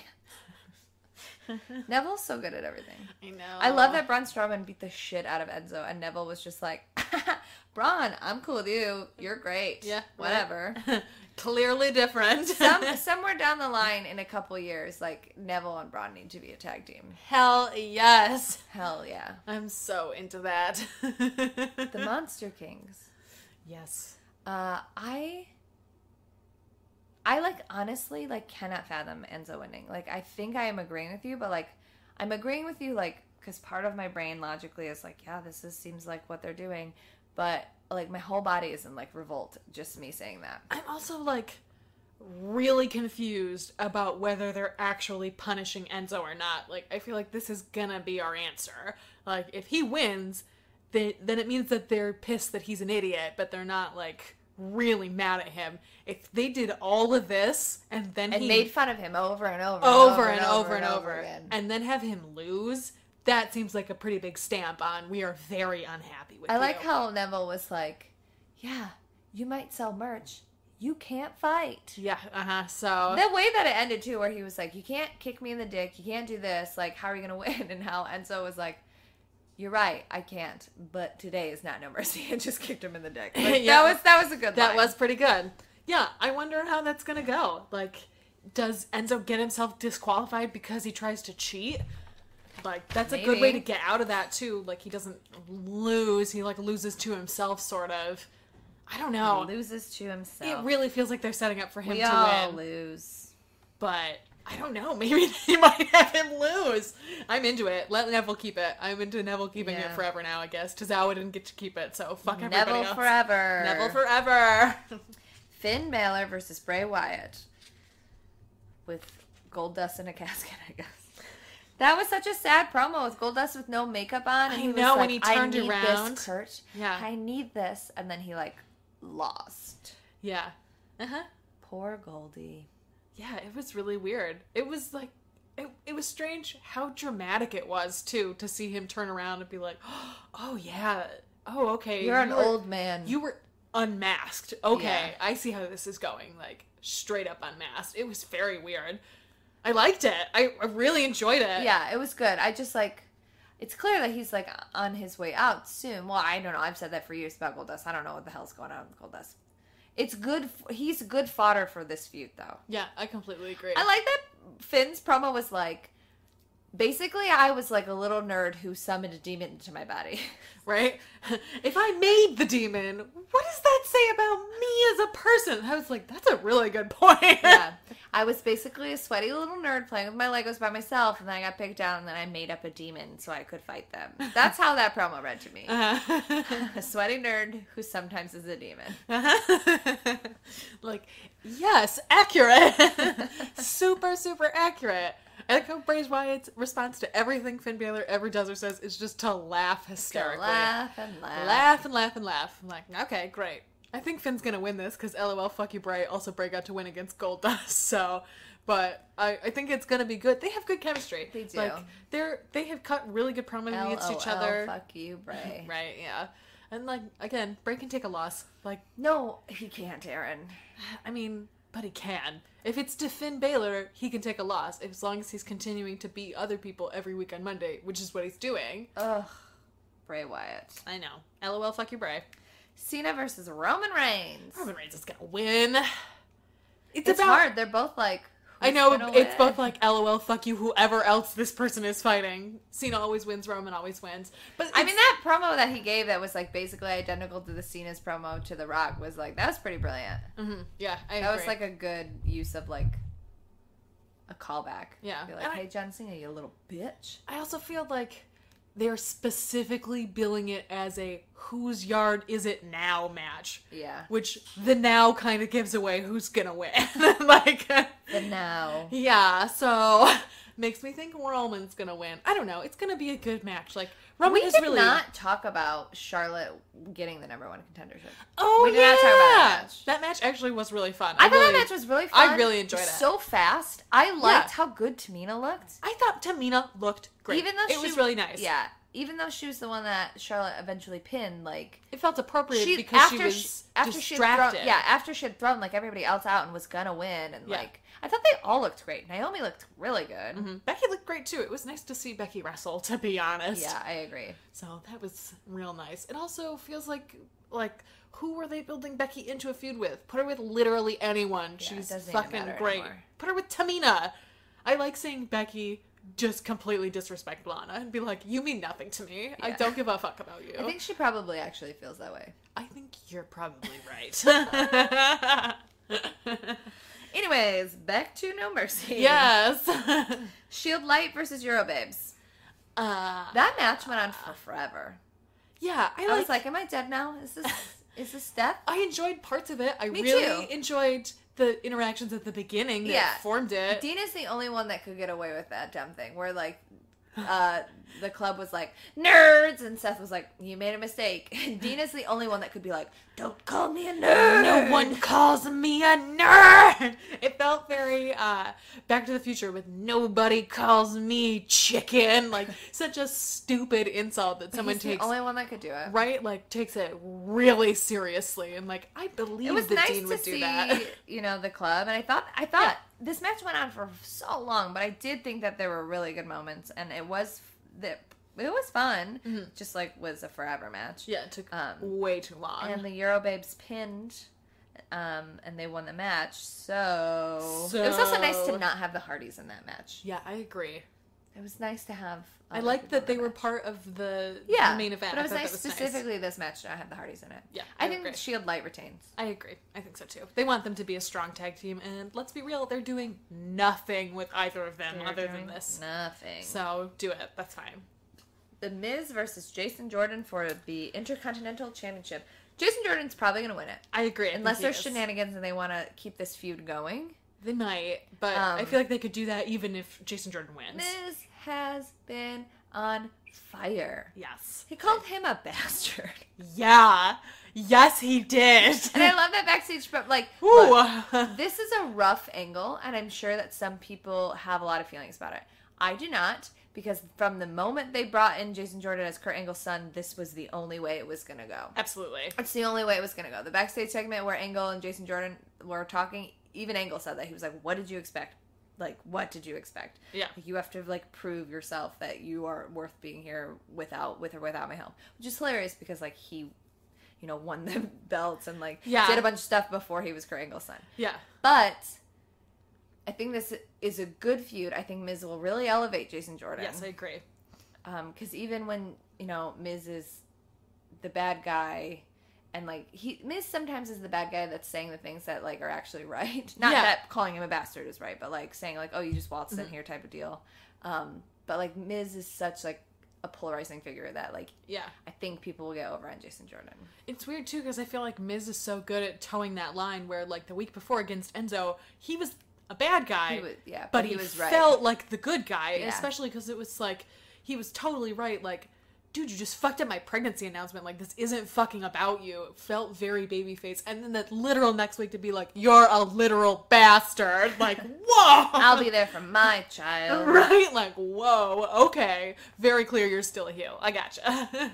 Very clear. Women's 5-way match, because Bayley is back. I was excited. Yeah, it was the way that they did was great. Alexa and Nia had a match, and Alexa was, like, playing possum and running around and being scared. Because Nia was obviously kicking her ass. Yeah. I love that Alexa's went to leave and Sasha came out and, hit her or whatever. And Nia went to pick up Alexa and Nia looked at Sasha like, what are you doing? I don't need your help. Yeah. Mm-hmm. I like that moment.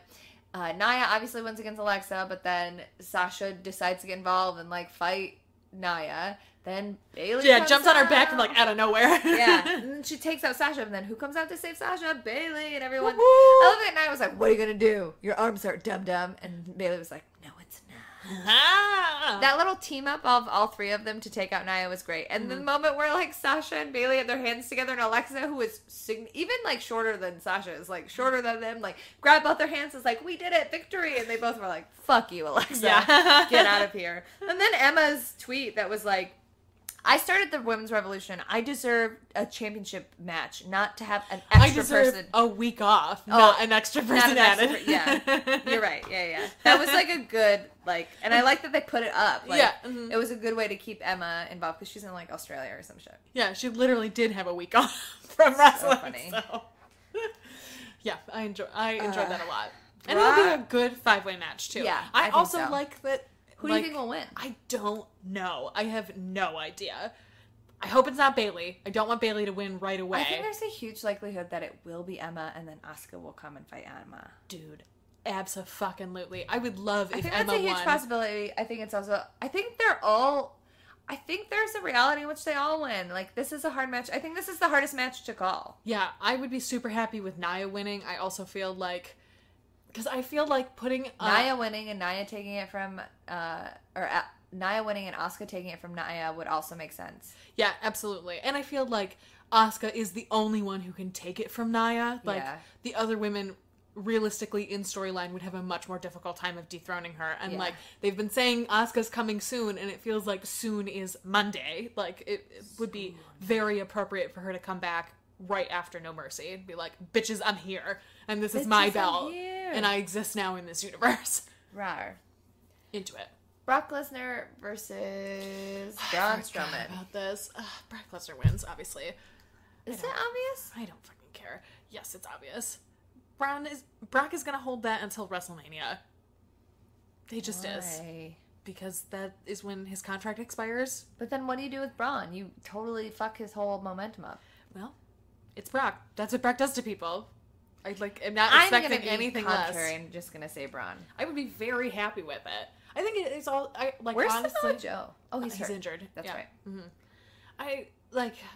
It's funny because a year ago they floated the idea of Braun versus Brock for WrestleMania last year, and everyone was like, "Fuck you, absolutely not. That's ridiculous." But like, this will be fun. I'm Yeah. excited to see Braun throw Brock around. Me But I too. think that the ultimate goal will be like, no one can defeat the Beast, not even the Monster. Then who does beat him eventually? Finn Balor. You wish. That's a pipe dream. I mean, it is, but like the Demon could do it. That's like a storyline they've had in their pocket for a really long time, and Finn has never had his rematch. Like, they could very easily pull something like that out. Also, it could be Samoa Joe. Samoa Joe could come back and be like, "Guess what? Not hurt anymore. My belt." What belt is for the Rumble? Um, Is it the WWE belt? I don't know. I think so because last year it was the Raw belt. Yeah. So it must be the SmackDown belt this year. That's weird though. We'll see. I guess it'll be whoever wins, wink, it'll probably be a SmackDown person. Yeah, I guess that makes sense. The belt that is the Rumble is the belt of the show that you're on. Yeah. The one thing that we didn't talk about that happened on Raw that I want to talk about because it was very funny is Kurt Hawkins and Apollo Crews. Yeah, that was really Where good. Kurt Hawkins is like, I have had this historic losing streak, but now I'm going to change history and start my winning streak. And then he just got his ass handed to him by Apollo Crews. How many matches is it? 115 losses in a row. That's fucking crazy. I want him to never win a match ever again. I want them to do this for another year. Yeah. And then have him just win out of fucking nowhere over someone super And then, unexpected. throw a parade. Yeah, and then just, cry and throw a parade. I'm so into that. I think it would be super fun. It is a historic losing streak. It is so funny. I think there are only, 2 or 3 other people in the history of WWE with longer losing streaks at this point, too. They'll probably have him beat those and then finally win. That's so funny. I love it. I think it's great. Do you think No Mercy will be good? Yeah, I do. I think it'll be a fun show. I don't think it's going to be the best thing they've ever done, but, there are matches I'm excited about. Yeah, I think there's plenty to be excited about, or at least curious about. I'm also, I have such low expectations for this pay-per-view that, it's going to be good. I'm going to enjoy it. Yeah. Basically anything is going to outdo how I feel about it. I'm expecting apathy. the literal worst of every single match, so it cannot be that bad. I think it will be good. I think that's it. We talked for a long ass time. Yeah. So here's the thing. My iTunes is being actually really shitty, and I can't get the iTunes stuff. And so we're postponing the contest for one more week. That's one more week for you to get your reviews in. I'm so sorry. I cannot control iTunes. Yes, it's true. Especially because I have to do a special thing to get the Canadian reviews too. Oh, yeah, that's so right. it's being like a little bitch. I'm really sorry. We'll be prepared beforehand next week. Yeah. I'm so sorry. Don't be mad. Also, don't be mad at me. We do have one question. Okay. For our 100th episode. This is a song that I'm singing while I find the podcast question. Happy 100th episode, Stella and Erin. Woo! For a get to know you question, would either of you be able to pick a favorite comic book character? I know some people treat it like a movie in that it's ever changing. And if you do you have a favorite version, era, look of the character? My favorite comic book character is Shadowcat. Kitty Pryde's my favorite. I like her a lot in the Joss Whedon run, but I do like a lot of her earlier stuff in Excalibur. I just love her. I initially got into her before I was reading comic books because I love that cartoon X-Men Evolution. Mm-hmm. I own all of it on DVD. I love it so much. Kitty Pryde forever. Yeah, that's true. You haven't gotten your Kitty Pryde tattoo yet. I'm surprised by that. I think I'm going to get an X tattoo and not a Kitty Pryde tattoo. All right. I've waffled on certain comic book characters because I love She-Hulk. I was going to get a She-Hulk tattoo for a while. But I think it will, I love the X-Men. Like, I think the X next to my, like, Star Trek symbol, I think will that's a look good cool. idea. You're not going to do it on the opposite hip? Yeah, that's what I meant. Okay. I thought you meant, like, next to. No, like on the opposite hip. Oh, okay. So I have, like, my nerd hips. Yeah, that's true. You have talked about doing that for a really long time, will get ruined if I ever have a child. Do you have a favorite comic book character? My favorite of all time is a super weird one. It's Dare, who's the lady version of Daredevil, because there's one really great book where she's in it and she dies at the end, where she climbs a, like, tower and it has to, like, get to the big boss at the end. And it was a limited run, like, graphic novel. And I won it in a contest. And it was the comic that made me interested in comic books. That's so random. It's so weird. And, like, I, for a long time, was like, did I hallucinate that this character existed? And I found it somewhere and was like, oh, okay, she was literally only in this, like, limited run series. And that's why I can never find fucking anything about her. That's really funny. Also, Snow White from Fables. Ooh. That series is so good, too. And Snow is rad throughout all of it. I mean, there's so many good characters in Fables, but, like, Snow is rad from top to bottom. Yeah. Also, did you ever get suggestions for what X-Men you guys are? I know I joked about Stella being Cyclops because she's always right. I probably don't know a lot about the X-Men, but Tabitha Smith comes to mind when I think of Stella. Thank you. Who's Tabitha Smith? Boom Boom? Tabitha Smith? I don't think I know who She Boom Boom is yet. is snotty and sassy and has weird fashion sense and is always like, she's the person that's like loves her friends and teammates, but is always like, I hate you guys. Oh, yeah, that's you for sure. Sorry, Erin, I can't think of anyone in particular for you. That's what everybody says. Who do you both think you most are like? I don't know. I don't know. Somebody said you were Emma Frost, and I was like, she killed a horse, and you're like, I'm behind that. Yeah, that was what people originally said that I was she Emma killed Frost. her student's horse to manipulate her into staying at her school. Yeah. Are you okay with that? I mean, I get it. Times are tough. Need that horse meat. Right? Also for a fuck, marry, kill, I can't think of any good tough wrestler choices, so choose. So please choose between my 3 favorite Marvel characters: Nightcrawler, She-Hulk, and Spider-Man. This is beyond easy for me. Kill Peter Parker. I couldn't stand him talking to me. Fuck Nightcrawler because he's a creepy little perv that would probably be like great to have sex with, but then like once you're like done having sex, he'll probably be like, oh, I regret it, Jesus, I have so much guilt, Catholicism, and I'd be like, not into that shit. Marry Jennifer Walters. She is super hot as a human and as She-Hulk. She-Hulk. She's got a steady ass job, steady income. She's got that lawyer money, and she's fucking, fighting for the American way or whatever. I don't know. I didn't have a third one. I just think she's great. Yeah, I would agree with that as well. I feel like 5 years ago, probably would have killed Nightcrawler and fucked Peter Parker and then been like, on your way, boy, because he's very similar to people I fucked at the time. But yeah, I think you're right. I don't think I want to listen to him like mansplain literally anything to me. He just talks so much. Yeah. That's like his thing. Spider-Man talks all the time and like never shuts up. Though he is like a billionaire now, so like maybe get that money. I don't know. That jingle jingle. Is it worth it? Oh, also I want to marry it. Jennifer Walters because her best friend is Patsy Walker Hellcat, and like fuck yeah, I want to hang out with Patsy Walker. Are you kidding me? Though I guess Captain Marvel would be around a lot. I hate Captain Marvel, so. I mean, you can have separate social lives. That's true, but like whenever Patsy comes over, it's girls' night. Exactly. I can't do reviews because my phone is being a twat waffle. Yep. So extra week. Bonus week. So next Friday on the 29th is the Signature movie premiere. Mm-hmm. I'm going to write up a thing about it and put it on our Tumblr, so check that out. And then on the 30th, they are pairing with Shimmer, and they're doing a movie showing, but then they're also going to have a Shimmer show with Mercedes and Havoc. And Delilah Doom is going to be there. Delilah Doom. All the women that we love, because now we're really into Shimmer. Yeah, they're so good. Are you going to that on the 30th? Are we going to that? I can't. I have to work. But we are going to the movie premiere on the 29th. Okay. You could go if you want. I might be able to go. I was supposed to do something that night, and I think it got canceled. So I have to work a wedding. I only have 2 more weddings to work this season. and one more to go to. Yeah. That's your wedding. That's correct. I have to It's write a in speech for that. 6 weeks. I only have one line written. That's more lines than I have written. For your vows? For my speech, yeah. Oh my god, Erin. I know. I'll figure it out. To I be have fair, my an entire idea. speech is like plagiarism, so. Yeah, I'm probably gonna put some quotes in from Shakespeare. Okay, don't put in wrestling quotes, though, because that's literally my whole speech. Oh no, I won't do that. Michael let me get away with quite enough wrestling. That is true. Probably like, That is girl, true. maybe back off a little bit. All right, well, happy 100th episode, Erin. Happy 100th episode. I can't believe we've been doing this for 100 episodes, to be honest.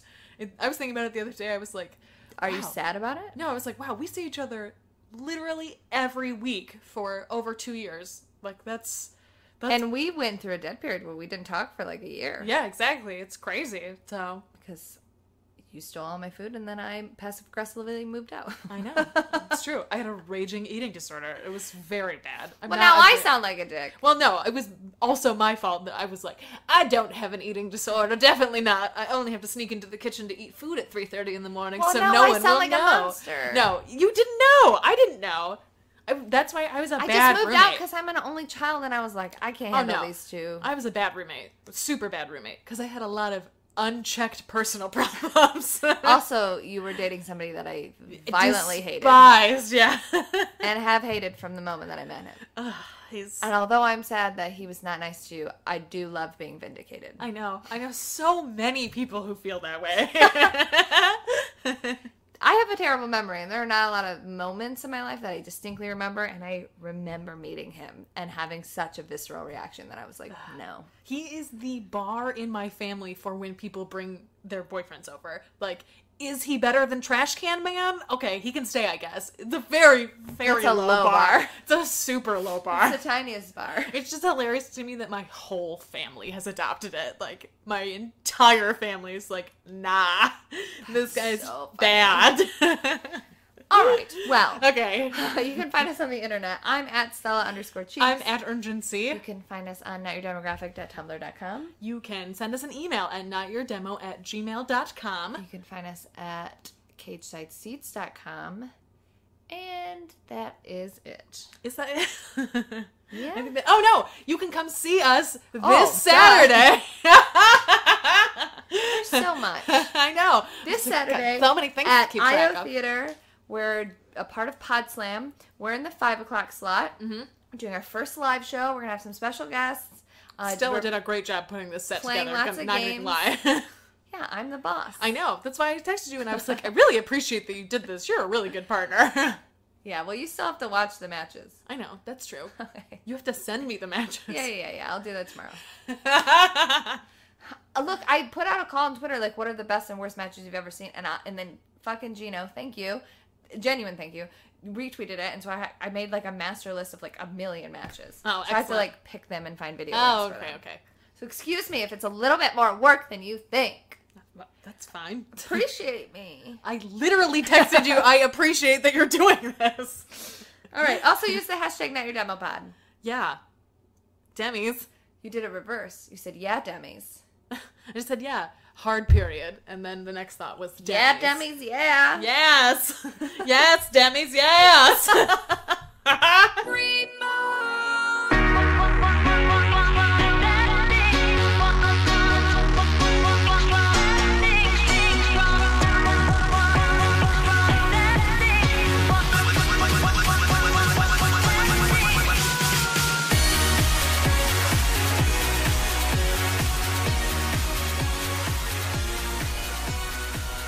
Hi. Yeah, obviously. We don't just sit and talk.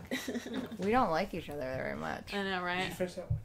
Daddy, where do babies come from? Honey? Mommy went to the store. Oh, well, you see, there's a mommy and a daddy, right? Right. And see, when they call Geico, they could save a bunch of money on car insurance. Oh, really? And that makes them happy? Yes, that makes them very happy. That's good. Yeah. Well, I'm glad we could have this talk, Sunshine. Geico, because saving 15% or more on car insurance is always a great answer.